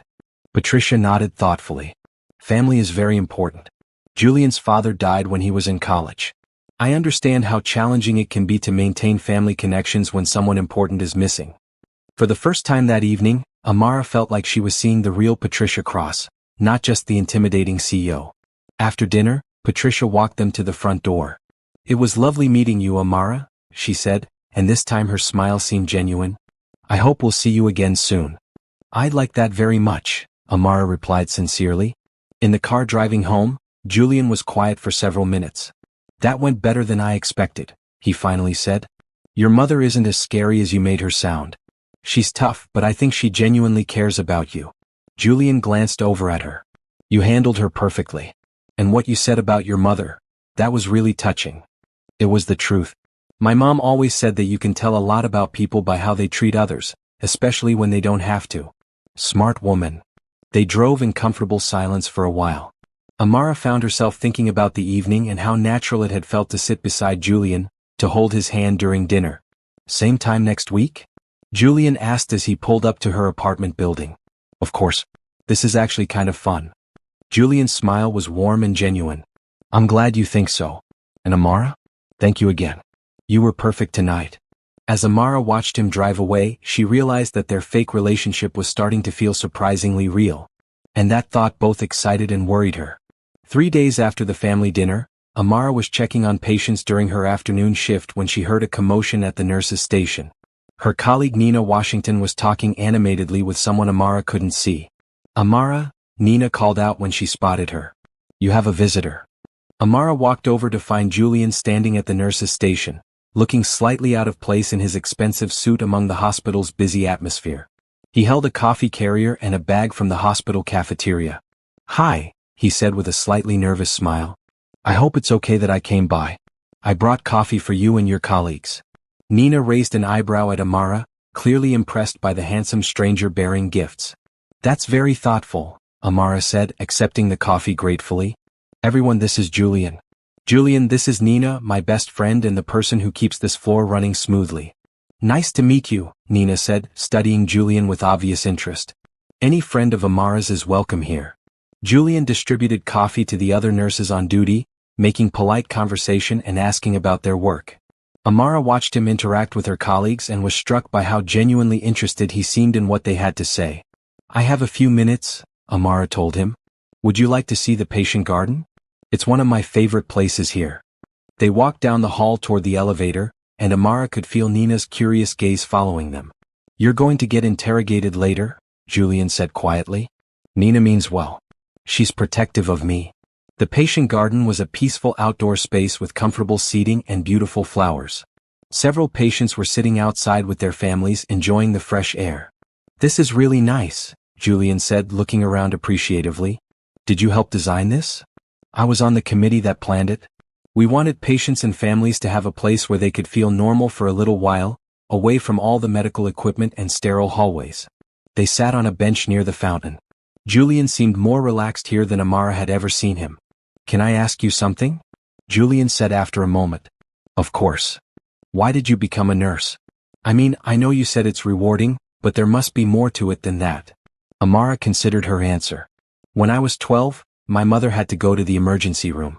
She had pneumonia, but we didn't know how serious it was. I was terrified that I was going to lose her too." Julian listened intently. "The nurse who took care of her was this woman named Carol. She was kind and patient, and she took the time to explain everything to me. She made sure I understood that my mother was going to be okay. But more than that, she made me feel like I mattered, like my feelings were important too." "That's beautiful." "I decided that night that I wanted to be the person who helps families through scary times. I wanted to be someone's Carol." Julian was quiet for a moment. "That's the most genuine thing I've ever heard anyone say about their career choice. What about you? Do you actually like the business world, or is it just family obligation? Julian thought carefully before answering. I love the technology side of what we do. Creating software that helps people solve problems, that makes their lives easier or more connected. But the corporate politics, the power games, that's not really me. What would you do if you could do anything? Honestly, I'd probably start my own company. Something smaller, more focused on innovation than profit margins. But that's not really an option when you're expected to take over a family empire. Amara saw the frustration in his eyes and felt a surge of sympathy for him. Maybe it could be an option someday, she said gently. Maybe. They sat in comfortable silence for a few minutes, watching a young patient play with his grandmother near the flower beds. I should probably get back, Amara said eventually. But thank you for the coffee. That was really thoughtful. Would you like to have dinner tomorrow night? Nothing fancy, just a chance to talk more. I feel like I'm learning more about you in 20 minutes here than I learned about Rebecca in 2 years of family dinners. Amara felt a warm flutter in her chest at the compliment. I'd like that. The next evening, Julian took her to a small Italian restaurant that was cozy and intimate without being overly romantic. They talked for hours, sharing stories about their childhoods, their hopes for the future, and their fears. I have to ask, Amara said over dessert, what's Rebecca really like? Beyond the family business connection. Julian's expression grew thoughtful. She's intelligent and ambitious. In another life we might have been friends. But there's no warmth between us, no real connection. Conversations with her feel like business meetings. Does she know how you feel? I think so. But she wants the social status and business advantages that come with our families being connected. She's not interested in love any more than my mother is. That's sad for both of you. What about you? Have you ever been close to marriage? Amara shook her head. I've dated, but between work and school and taking care of my mother when she was sick a few years ago, I never had time for anything serious. Do you want that someday? Marriage, family? Someday with the right person. Someone who understands that my work is important to me, who wants to build a life together instead of just following a script. Julian nodded. That sounds perfect. As they drove back to her apartment, Amara realized how comfortable she felt with Julian. Their conversations flowed naturally, and she found herself looking forward to their time together. We have the Hartman Charity Gala on Saturday, Julian reminded her as they reached her building. It's a big event, lots of people from both our family's social circles. I'm ready, Amara said confidently. I know you are. You're going to be amazing. Standing outside her apartment building, Amara felt a moment of awkwardness. This felt like the end of a real date, not just a planning session for their fake relationship. Thank you for dinner, she said softly. Thank you for letting me get to know the real you. For a moment they stood looking at each other, and Amara wondered if Julian was going to kiss her. Part of her hoped he would. But instead he smiled gently and stepped back. Good night, Amara. Sweet dreams. As she watched him drive away, Amara realized that their arrangement was becoming more complicated than either of them had planned. And she wasn't sure if that was a good thing or something that would end up hurting them both. Saturday evening found Amara standing in front of her bedroom mirror, adjusting the elegant navy blue gown Julian had insisted on buying for the charity gala. The dress was more beautiful than anything she had ever owned, with delicate beading that caught the light and a cut that made her feel confident and sophisticated. Julian arrived precisely on time, wearing a classic black tuxedo that made him look like he belonged on a magazine cover.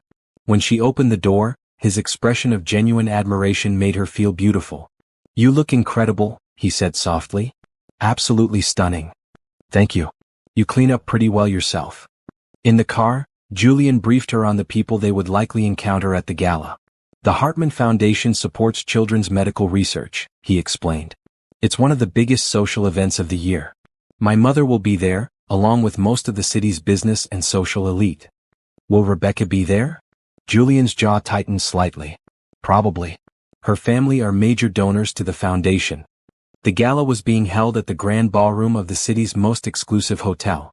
As they walked through the entrance, Amara was struck by the elegance of the event. The ballroom was decorated with white roses and soft lighting, and the guests were dressed in their finest formal wear. Julian Cross, a voice called out as they entered. There you are. A distinguished older man approached them with a warm smile.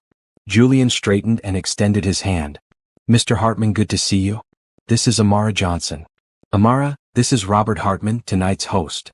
Ms. Johnson, what a pleasure, Mr. Hartman said, taking her hand. Julian, You didn't tell me you were bringing such lovely company. Amara is very special to me, Julian replied, and the warmth in his voice sounded completely genuine. Well, I hope you both enjoy the evening. The auction should be particularly exciting this year. As Mr. Hartman moved on to greet other guests, Patricia Cross approached them.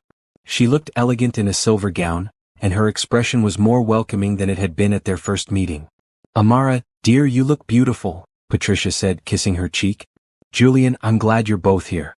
There are several people I'd like you to meet. For the next hour, Patricia guided them through the crowd, introducing Amara to business associates, family friends, and social connections. Amara found herself enjoying the conversations more than she had expected. The people she met were genuinely interesting, and many were involved in charitable work or community organizations. You're very good at this, Julian murmured in her ear during a brief quiet moment. At what? Making people feel comfortable. Everyone we've talked to tonight has been charmed by you. Before Amara could respond, a familiar voice interrupted them. Julian, darling. I was hoping I'd see you here. They turned to see Rebecca Hamilton approaching. She was undeniably beautiful, with blonde hair styled in an elegant updo and wearing a red gown that probably cost more than Amara's monthly salary. But there was something cold about her smile. Rebecca, Julian said politely. This is Amara Johnson. Amara, Rebecca Hamilton. Rebecca's eyes swept over Amara appraisingly. Oh yes, I've heard about you. How interesting that Julian is dating a nurse. The condescension in her tone was barely concealed, but Amara kept her expression pleasant. It's nice to meet you, Rebecca. Julian has told me so much about your family's business. I'm sure he has. Rebecca turned back to Julian. I was hoping we could have a dance later. For old time's sake. I'm afraid my dance card is full tonight, Julian replied smoothly, putting his arm around Amara's waist. But I'm sure you'll find plenty of other partners. Rebecca's smile became strained. Of course. Well, enjoy your evening. As she walked away, Amara felt Julian relax beside her. She seems lovely, Amara said dryly. Julian laughed. That went better than I expected. Thank you for being so gracious. I've dealt with worse attitudes in the emergency room. Are you rooting for Amara and Julian to find real love together? What do you think will happen when Rebecca realizes she's losing her claim on Julian? Let me know in the comments, and don't forget to subscribe for more romantic stories that will make your heart skip a beat. The dinner portion of the evening passed pleasantly. Amara found herself seated between Julian and a fascinating woman who ran a non-profit organization for homeless veterans. They had an engaging conversation about healthcare access and community outreach programs. When the dancing began, Julian led her onto the floor for a slow waltz. Amara had taken ballroom dancing lessons in college, and she was pleased to discover that Julian was an excellent dancer. You're full of surprises, he said as they moved smoothly across the floor. So are you? Where did you learn to dance like this? Mandatory lessons from age 8. Mother's idea of proper education. As they danced, Amara became aware of other people watching them. She saw Patricia observing from across the room with an expression that looked almost pleased. Rebecca was also watching, her face much less happy. I think we're convincing people, Amara said quietly. Maybe too well, Julian replied, his voice thoughtful. After their dance, they mingled more with the other guests. Amara was introduced to doctors, lawyers, business owners, and philanthropists. She found herself engaged in meaningful conversations about healthcare policy, education reform, and community development. You're a natural at this, Patricia said, approaching them during a brief break in conversations. Have you ever considered getting involved in philanthropic work? I'd love to, Amara replied honestly. I've always believed in giving back to the community. Wonderful. I chair several charitable boards. Perhaps we could discuss some opportunities. Julian looked surprised by his mother's offer, but Amara was genuinely interested. I'd appreciate that very much, Patricia. The auction portion of the evening was exciting, with items ranging from vacation packages to original artwork. When a week-long medical mission trip to Central America came up for bid, Amara found herself wishing she could afford to participate. Lot number 15, a medical mission trip to Guatemala, the auctioneer announced. The winning bidder will join a team of doctors and nurses providing free healthcare to underserved communities. The bidding started at $5,000 and quickly escalated. Amara watched wistfully as the price climbed higher and higher. $20,000, Julian said suddenly, raising his paddle. Amara turned to him in shock. Julian, what are you doing?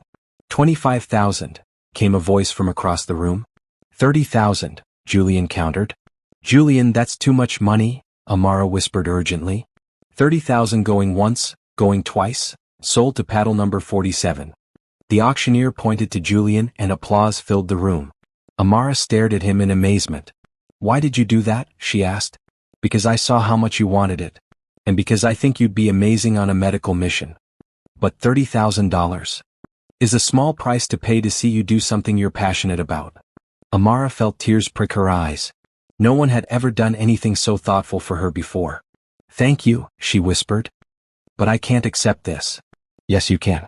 You're going to go to Guatemala and help people who need you. And I'm going to be proud to know that I helped make it possible. The rest of the evening passed in a blur. People congratulated Julian on his generous bid and praised Amara for her commitment to helping others. By the time they left the gala, Amara's head was spinning with everything that had happened. Tonight was incredible, she said as Julian walked her to her apartment door. You were incredible. Everyone loved you. About the mission trip, Julian.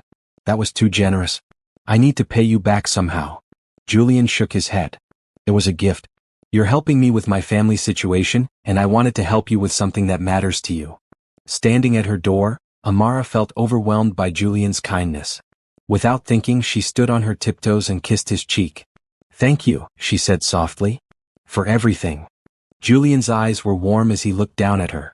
Thank you for being exactly who you are. As she watched him drive away, Amara realized that their fake relationship was feeling more real every day. And she wasn't sure what to do about the feelings that were growing stronger each time they were together. Monday morning brought unexpected challenges for both Julian and Amara. Julian arrived at his office to find his assistant looking worried and several urgent messages waiting on his desk. Mr. Cross, there are some issues that need your immediate attention, his assistant said. The Morrison account is threatening to cancel their contract, and there have been some concerning rumors circulating about your personal life. Julian frowned as he reviewed the messages. Morrison Industries was one of their biggest clients, and losing them would be a significant blow to the company. What kind of rumors? He asked. Apparently, someone has been suggesting that your relationship with Ms. Johnson is just a publicity stunt to avoid your engagement to Ms. Hamilton. Julian's blood ran cold. Someone was deliberately trying to sabotage his relationship with Amara and force him back toward Rebecca. Meanwhile, at the hospital, Amara was dealing with her own complications. Dr. Thomas Reed, the head of emergency medicine, had called her into his office for what he termed a personal discussion. Amara, I need to ask you about your relationship with Julian Cross, Dr. Reed said, his expression serious. Is there a problem, Dr. Reed?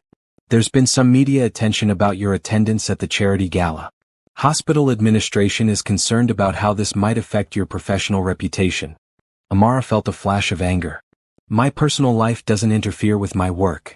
I know that and your colleagues know that. But the hospital board is concerned about perception. They're worried that patients might think you're more interested in socializing with wealthy donors than providing medical care. That's ridiculous. I've never given anyone reason to question my dedication to my patients. Dr. Reed held up his hands. I agree completely. But I wanted to give you a heads up that there might be some scrutiny for a while. That evening, Julian came to Amara's apartment looking stressed and frustrated. We have a problem, he said as soon as she opened the door. I know. Dr. Reed talked to me today about media attention from the gala. Julian ran his hands through his hair. Someone is actively working against us. The rumors started almost immediately after Saturday night. Rebecca? Probably, though I can't prove it. She has connections in the media and enough money to spread whatever story she wants. Amara sat down heavily on her couch. Maybe we should end this arrangement. I don't want to cause problems for your business or my career. Julian sat beside her, his expression earnest. Don't let them win, Amara. If we give up now, Rebecca gets exactly what she wants. But what if the rumors are damaging your company? Then we'll deal with it. Together. Amara looked at him carefully. Why is this so important to you? Really? Julian was quiet for a long moment. Because for the first time in my life, I'm with someone who makes me want to be a better person. Because when I'm with you, I feel like myself instead of just another corporate heir. Because the thought of letting Rebecca manipulate me into marrying her makes me sick to my stomach. The honesty in his voice took Amara's breath away. Julian? I know this started as pretend, but my feelings for you are real. I'm falling in love with you, Amara. The words hung between them for a moment. Amara felt her heart racing as she looked into his eyes. This is complicated, she said softly. I know. But some things are worth fighting for. Before Amara could respond, her phone rang. It was Nina. Amara, you need to see the news, Nina said urgently. Someone leaked a story about you and Julian to the entertainment press. Amara put the call on speaker so Julian could hear. What kind of story? She asked. They're calling you a gold digger who's using Julian to climb the social ladder. They're saying the whole relationship is fake and that you're just after his money. Julian's face darkened with anger. This is exactly what Rebecca wanted. There's more, Nina continued. They interviewed some woman who claims she went to nursing school with you and says you always talked about marrying rich. That's a complete lie, Amara said, feeling hurt and angry. I've never said anything like that to anyone. I know that, honey. But the story is spreading fast on social media. After Nina hung up, Julian and Amara sat in tense silence. I'm sorry, Julian said finally. This is all my fault. I should have known Rebecca would do something like this. It's not your fault. But maybe Nina's right about one thing. What's that? Maybe I am just a nurse who doesn't belong in your world. Julian turned to face her fully. Don't say that. You belong anywhere you choose to be. You're intelligent, kind, and more genuine than anyone I've ever met in my so-called world. But look at the problems I'm causing. Your business, my career, are secondary to what matters most. And what matters most is that I care about you and I think you care about me too. Amara looked into his eyes and saw nothing but sincerity. Despite everything that was happening, despite all the complications and rumors, she couldn't deny her growing feelings for him.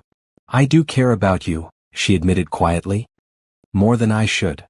Then we face this together. We show everyone that what we have is real, regardless of how it started. How? Julian thought for a moment. We keep being ourselves. We don't hide, we don't run away, and we don't let anyone else define our relationship for us. Amara considered his words. Every instinct told her that getting deeper involved with Julian would only lead to more complications.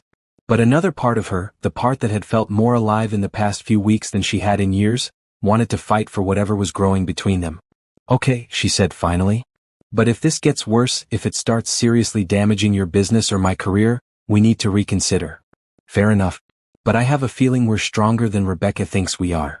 That night, as Julian held her hand while they watched the news coverage of their fake relationship, Amara realized that their pretend romance had become something neither of them had expected. And despite all the complications, she was ready to find out where it might lead. The next 2 weeks brought both challenges and unexpected joys for Julian and Amara. The media attention gradually died down as newer stories captured public interest, but the experience had brought them closer together. Julian had insisted on hiring a security consultant to ensure Amara's safety, and he had also arranged for a public relations expert to help manage any future media situations. Amara had initially protested the expense, but Julian's concern for her well-being was so genuine that she accepted his help gratefully.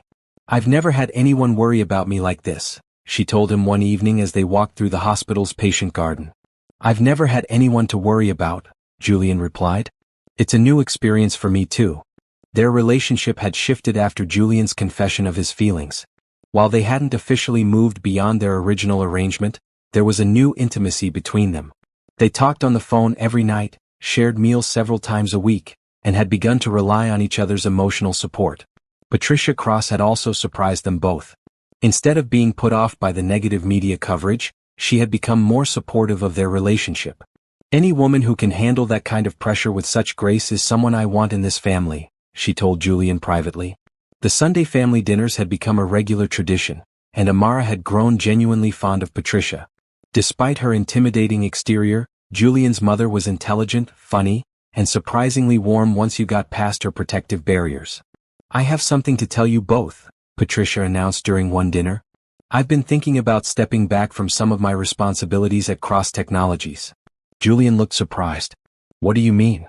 I mean it's time for me to start trusting you to make your own decisions, both in business and in your personal life. I've been too controlling, and I can see how much happier you've been since you started seeing Amara.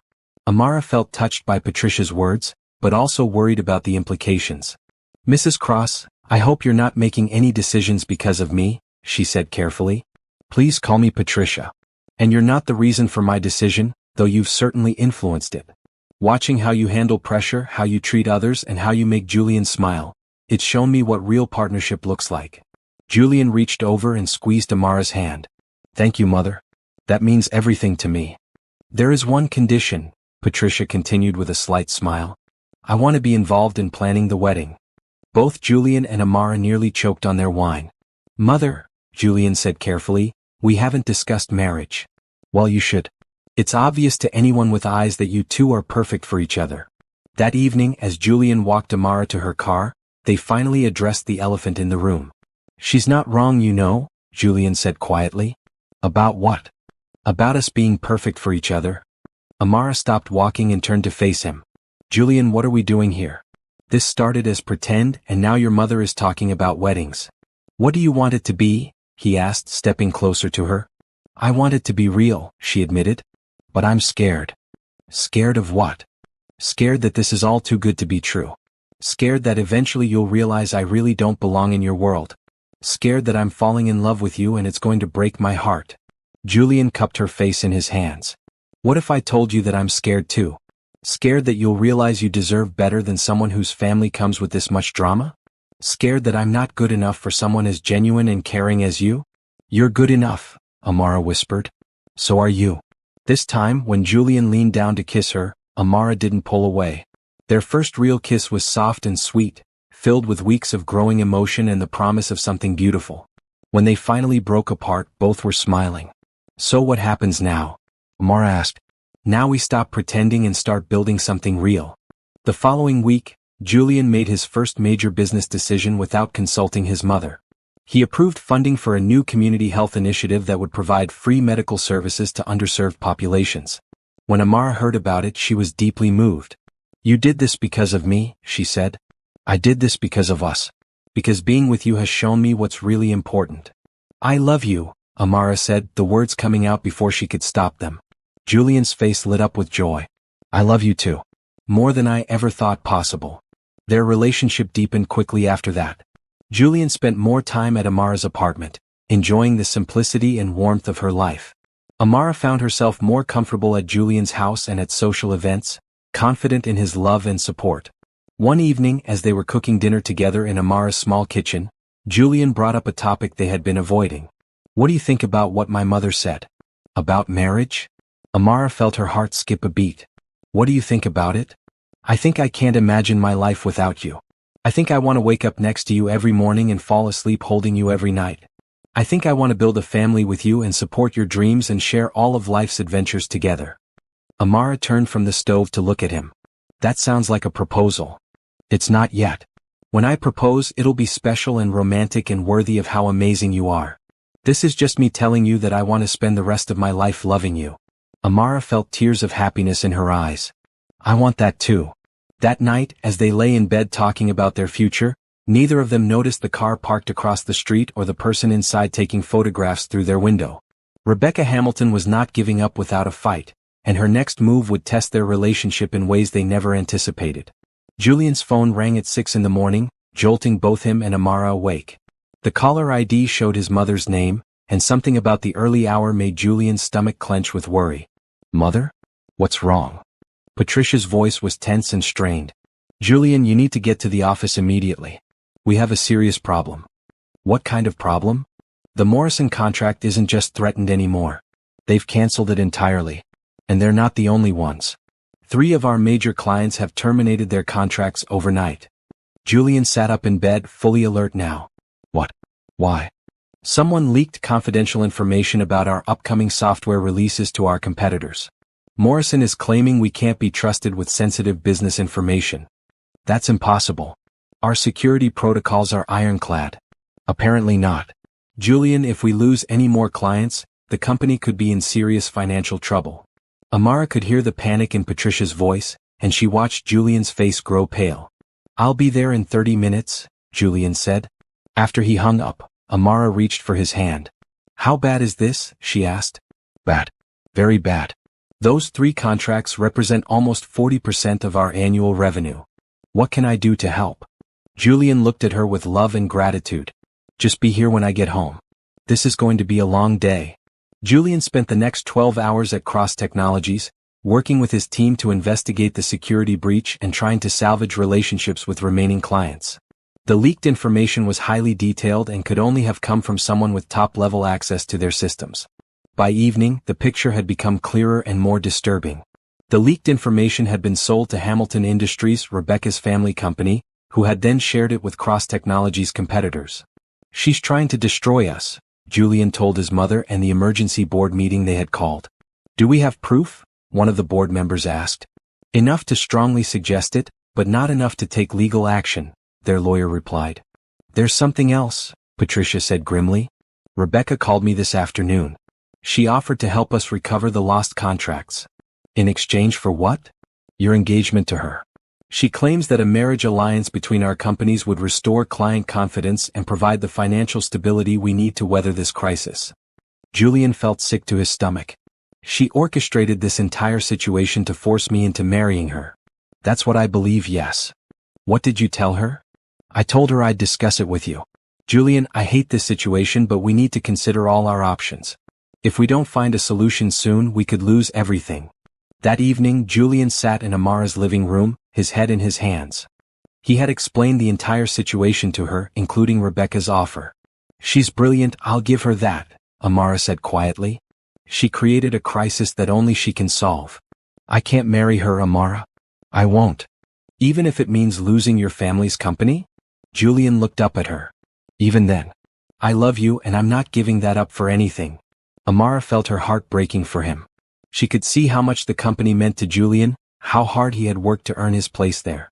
"What if there was another way?" she asked. "What do you mean?"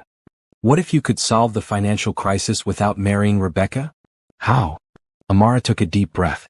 "What if someone was willing to invest in Cross Technologies? To provide the financial backing you need to weather this storm?" "Amara, investment at this level would require millions of dollars. I can't ask anyone to." "What about the Hartman Foundation? Or some of the other people we met at the gala? They have money and they seemed impressed with you." Julian considered her suggestion. "It's possible, but it would take time to arrange and we don't have much time. Then we better start making calls." Over the next 3 days, Julian and Amara worked together to reach out to potential investors.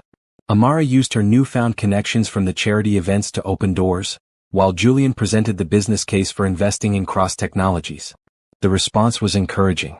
Several wealthy individuals and investment groups expressed interest, particularly after learning about the company's commitment to community health initiatives. But Rebecca wasn't finished with her schemes. On Thursday evening, Amara received a call from Nina at the hospital. "Amara, you need to know something. Dr. Reed called me into his office today. He said there have been complaints about your work performance." "What kind of complaints? From who?" "That's the thing. He wouldn't say, just that some patients' families have questioned your dedication and suggested you're more interested in your social life than your job." Amara felt a chill run down her spine. "Nina, I haven't had any problems with patients or families. You know my work is good. I know that and Dr. Reed knows that. But he's under pressure from hospital administration to investigate." After Nina hung up, Amara sat staring at her phone. Rebecca's attacks were becoming more personal and more dangerous. When Julian arrived that evening, she told him about the call. "She's targeting your career now," he said angrily. "This has gone too far. Maybe I should resign from the hospital. Remove myself from the situation before it gets worse." "Absolutely not. You're not giving up your career because of Rebecca's lies. But if it helps save your company." Julian took her hands and looked directly into her eyes. "Listen to me, Amara. We are going to fight this together. We're going to save my company, protect your career, and show Rebecca that she can't manipulate people's lives like this." "How?" "I don't know yet. But we'll find a way." That night, as they held each other in bed, both Julian and Amara knew they were facing the biggest test of their relationship. Rebecca had raised the stakes, and their next moves would determine not just their future together, but their individual futures as well. "Whatever happens," Julian whispered in the darkness, "I want you to know that meeting you was the best thing that ever happened to me. Even if it cost you everything? Especially then. Because loving you has shown me what really matters in life." Amara fell asleep in his arms, determined to find a way to help the man she loved without sacrificing everything they had both worked so hard to build. Friday morning brought unexpected news that changed everything. Julian arrived at his office to find his assistant waiting with an urgent message. "Mr. Cross, there's been a development. Mr. Morrison from Morrison Industries called. He wants to meet with you this afternoon." Did he say why? He said he received some interesting information about the security breach and wants to discuss reinstating the contract. Julian felt a spark of hope. Morrison Industries had been their biggest client, and getting them back would go a long way towards solving their financial crisis. The meeting was scheduled for 2 o'clock. Julian spent the morning preparing his presentation and trying to figure out what new information Morrison might have received. Meanwhile, Amara was dealing with her own crisis at the hospital. Dr. Reed had called her in for another meeting, this time with the hospital's chief administrator present. Amara, we've received more complaints about your work, Dr. Reed said. I'm going to have to recommend a formal review of your performance. Dr. Reed, you know my work is exemplary. Can you tell me specifically what these complaints are about? The administrator spoke up. The complaints suggest that you're distracted by your personal life and not giving patients your full attention. That's completely false. I've never had a patient complaint in 3 years of working here. Nevertheless, we have to take all complaints seriously. You'll be placed on administrative leave pending the review. Amara felt the world spinning around her. You're suspending me based on anonymous complaints? It's temporary, just until we can investigate properly. Driving home from the hospital, Amara felt angry and defeated. Rebecca's campaign against her was working, and there seemed to be nothing she could do to stop it. She was surprised to find Julian's car already in her parking lot when she arrived at her apartment. He was sitting on her front steps and his expression was strange. What are you doing here? Shouldn't you be at your meeting with Morrison? The meeting was very interesting, Julian said, standing up. Morrison had quite a story to tell. What kind of story? It seems someone contacted him yesterday with evidence that Hamilton Industries was behind the security breach. Someone provided him with copies of emails between Rebecca and the person who stole our information. Amara felt her heart skip a beat. Who would have access to Rebecca's emails? That's what I was wondering. Morrison said the person who contacted him refused to identify themselves, but they knew details that only someone very close to Rebecca would know. They went inside Amara's apartment, and Julian continued his story. Morrison isn't the only one who was contacted. All 3 of the clients who canceled their contracts received the same evidence. They're all willing to resume their contracts with us. That's wonderful news. Your company is saved. Yes, but that's not the most interesting part. Morrison said something else. He said the person who contacted him mentioned that Rebecca had also been targeting you personally, trying to damage your career. Amara sat down heavily on her couch. She succeeded. I was suspended today pending a performance review. Julian's face darkened with anger. This ends now. What do you mean? I mean it's time to confront Rebecca directly. I'm not letting her destroy your career along with everything else. Julian, that might not be wise. If she's willing to go this far, then she needs to understand that her actions have consequences. Julian's phone rang, interrupting their conversation. The caller ID showed Rebecca's name. Speak of the devil, Julian muttered, answering the call. Julian, darling, I heard the most interesting news today. Rebecca's voice was sickeningly sweet. Apparently, some of your clients are reconsidering their decision to cancel their contracts. Yes, they are. Funny how that happened right after they received evidence of your involvement in the security breach. Rebecca's laugh was cold. I have no idea what you're talking about. But I'm glad your business troubles are resolving. Perhaps now you can focus on more important matters. Like what? Like our engagement. I believe your mother mentioned my offer to help stabilize your company through our marriage. Rebecca, I'm going to say this once clearly so there's no misunderstanding. I will never marry you.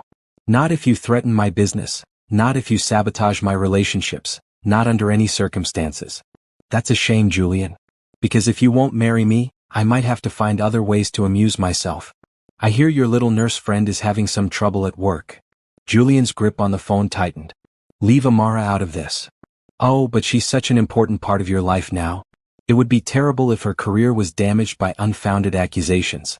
Although, I suppose if she was no longer a factor in your life, those accusations might just disappear. You're threatening her. I'm simply pointing out that actions have consequences. Your choice, Julian. The line went dead.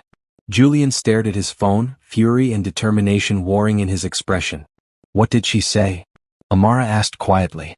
Julian told her about the conversation, and Amara felt a chill of fear. She's not going to stop, Amara said. As long as we're together, she'll keep trying to destroy both of us. Then we need to stop her first. How? Julian was quiet for a moment, thinking hard. Someone gave Morrison those emails. Someone who has access to Rebecca's private communications and who wants to see her stopped. Who would do that? Someone who knows her well enough to see through her schemes. Someone who has access to her personal information. Amara's eyes widened as understanding dawned. Someone in her own family. Exactly. And I think I know who it might be. Julian pulled out his phone and scrolled through his contacts. Rebecca has a younger brother, Michael. He's always been the black sheep of the Hamilton family. Rebecca has been trying to force him out of the family business for years. You think he's the one who leaked the emails? It would make sense.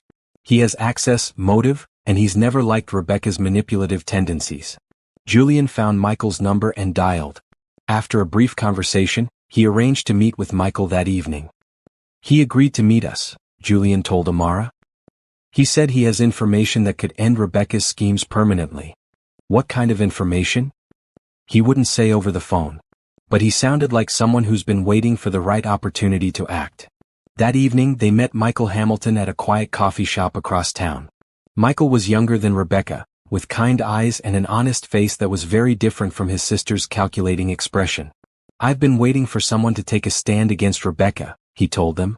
She's been manipulating people and destroying lives for years. You're the one who contacted our clients, Julian said. Michael nodded. I have access to all of Rebecca's business communications. When I saw what she was doing to your company, and then what she started doing to Amara, I couldn't stay silent anymore. What else do you know? Amara asked. Michael smiled grimly. Everything. Every scheme, every manipulation, every person she's hurt over the years. And I have documentation for all of it. What do you want in return for helping us? Nothing. I just want Rebecca to face consequences for her actions. She's hurt too many people for too long. Michael handed Julian a thick envelope. Everything you need is in there. Financial documents showing her illegal business practices, recordings of her threatening clients, evidence of bribery and corruption. There's enough here to end her career and possibly send her to prison. Julian and Amara looked at each other in amazement. Why now? Julian asked. Because I finally found people who were willing to fight back instead of just giving in to her demands. And because I'm tired of being ashamed of my family name. As they drove home, Julian and Amara sat in thoughtful silence. It's over, Amara said finally. Rebecca can't threaten us anymore. It's more than over, Julian replied. Tomorrow we're going to make sure she can never hurt anyone else again. For the first time in weeks, both of them felt hopeful about their future together. The next morning, Julian and Amara sat in the office of the city's district attorney, along with Michael Hamilton and a team of prosecutors. The evidence Michael had provided was overwhelming. Rebecca's illegal activities went far beyond corporate espionage and included fraud, bribery, and several other serious crimes. This is more than enough for multiple felony charges, the lead prosecutor said after reviewing the documents. Ms. Hamilton has been running what amounts to a criminal enterprise. What happens now? Amara asked. We'll issue a warrant for her arrest today. Given the evidence, I expect she'll be offered a plea deal that includes significant prison time. Within hours, news of Rebecca's arrest was spreading through the business community. Cross Technology's remaining clients quickly confirmed their continued partnerships, and several new companies reached out about potential contracts. At the hospital, Dr. Reed called Amara with an apology and an offer to return to work immediately. The complaints against you have been withdrawn, he said. It appears they were all fabricated. I'm sorry we didn't investigate more thoroughly before taking action. Thank you, Dr. Reed. I'd like to come back to work on Monday. We'd be glad to have you back. And Amara? The hospital board is considering offering you a promotion to head nurse of the emergency department. Your dedication to your patients, even under pressure, has been noted. That evening, Julian and Amara sat in her apartment, finally able to relax for the first time in weeks. I can't believe it's really over, Amara said, curled up next to Julian on the couch. It's more than over. We won. We stood up to someone who thought she could control our lives and we beat her. Your mother called while you were in the shower, Amara said. She wants to have a celebration dinner this Sunday. Just family? She specifically said it would be family only. She considers me family now. Julian smiled and pulled Amara closer. I love the sound of that. They spent the weekend planning their future together. Julian had decided to implement his ideas for a smaller, more community-focused branch of Cross Technologies. Amara had accepted the promotion at the hospital and was planning to continue her involvement with charitable medical missions. Sunday dinner at the Cross estate was a celebration unlike any other. Patricia had arranged for a special meal, and the atmosphere was relaxed and joyful. "I owe you both an apology," Patricia said during dinner. "I spent so much time trying to control Julian's life that I almost let him lose the best thing that ever happened to him." "You were protecting your son," Amara replied graciously. "I understand that. Still, I should have trusted his judgment sooner. You've brought out the best in him, Amara. I've never seen him happier or more confident." After dinner, Patricia excused herself, claiming she had phone calls to make. Julian and Amara walked out to the garden, where Julian had something important to discuss. "There's something I need to tell you," he said, taking her hands in his. "That sounds serious." "It is. Amara, these past few weeks have shown me what real love looks like. Not the arranged, convenient relationships my mother always pushed, but genuine partnership between two people who choose each other every day." Amara's heart began to race as Julian got down on one knee. "I know we started this as pretend, but everything I feel for you is real. You're my best friend, my partner, my inspiration to be a better person. You make me laugh, you challenge me to think differently, and you love me for who I am, not what I can provide." He pulled out a ring box, revealing a beautiful but understated diamond ring. "Amara Johnson, will you marry me?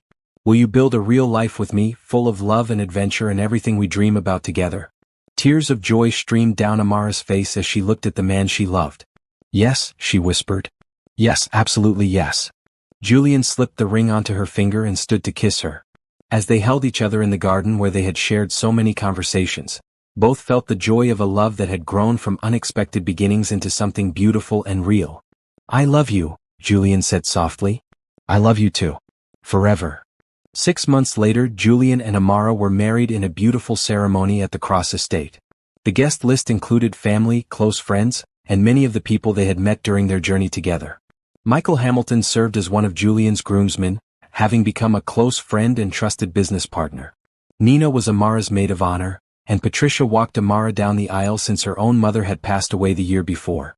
It was a symbol of the family bonds that had formed through love and choice rather than obligation.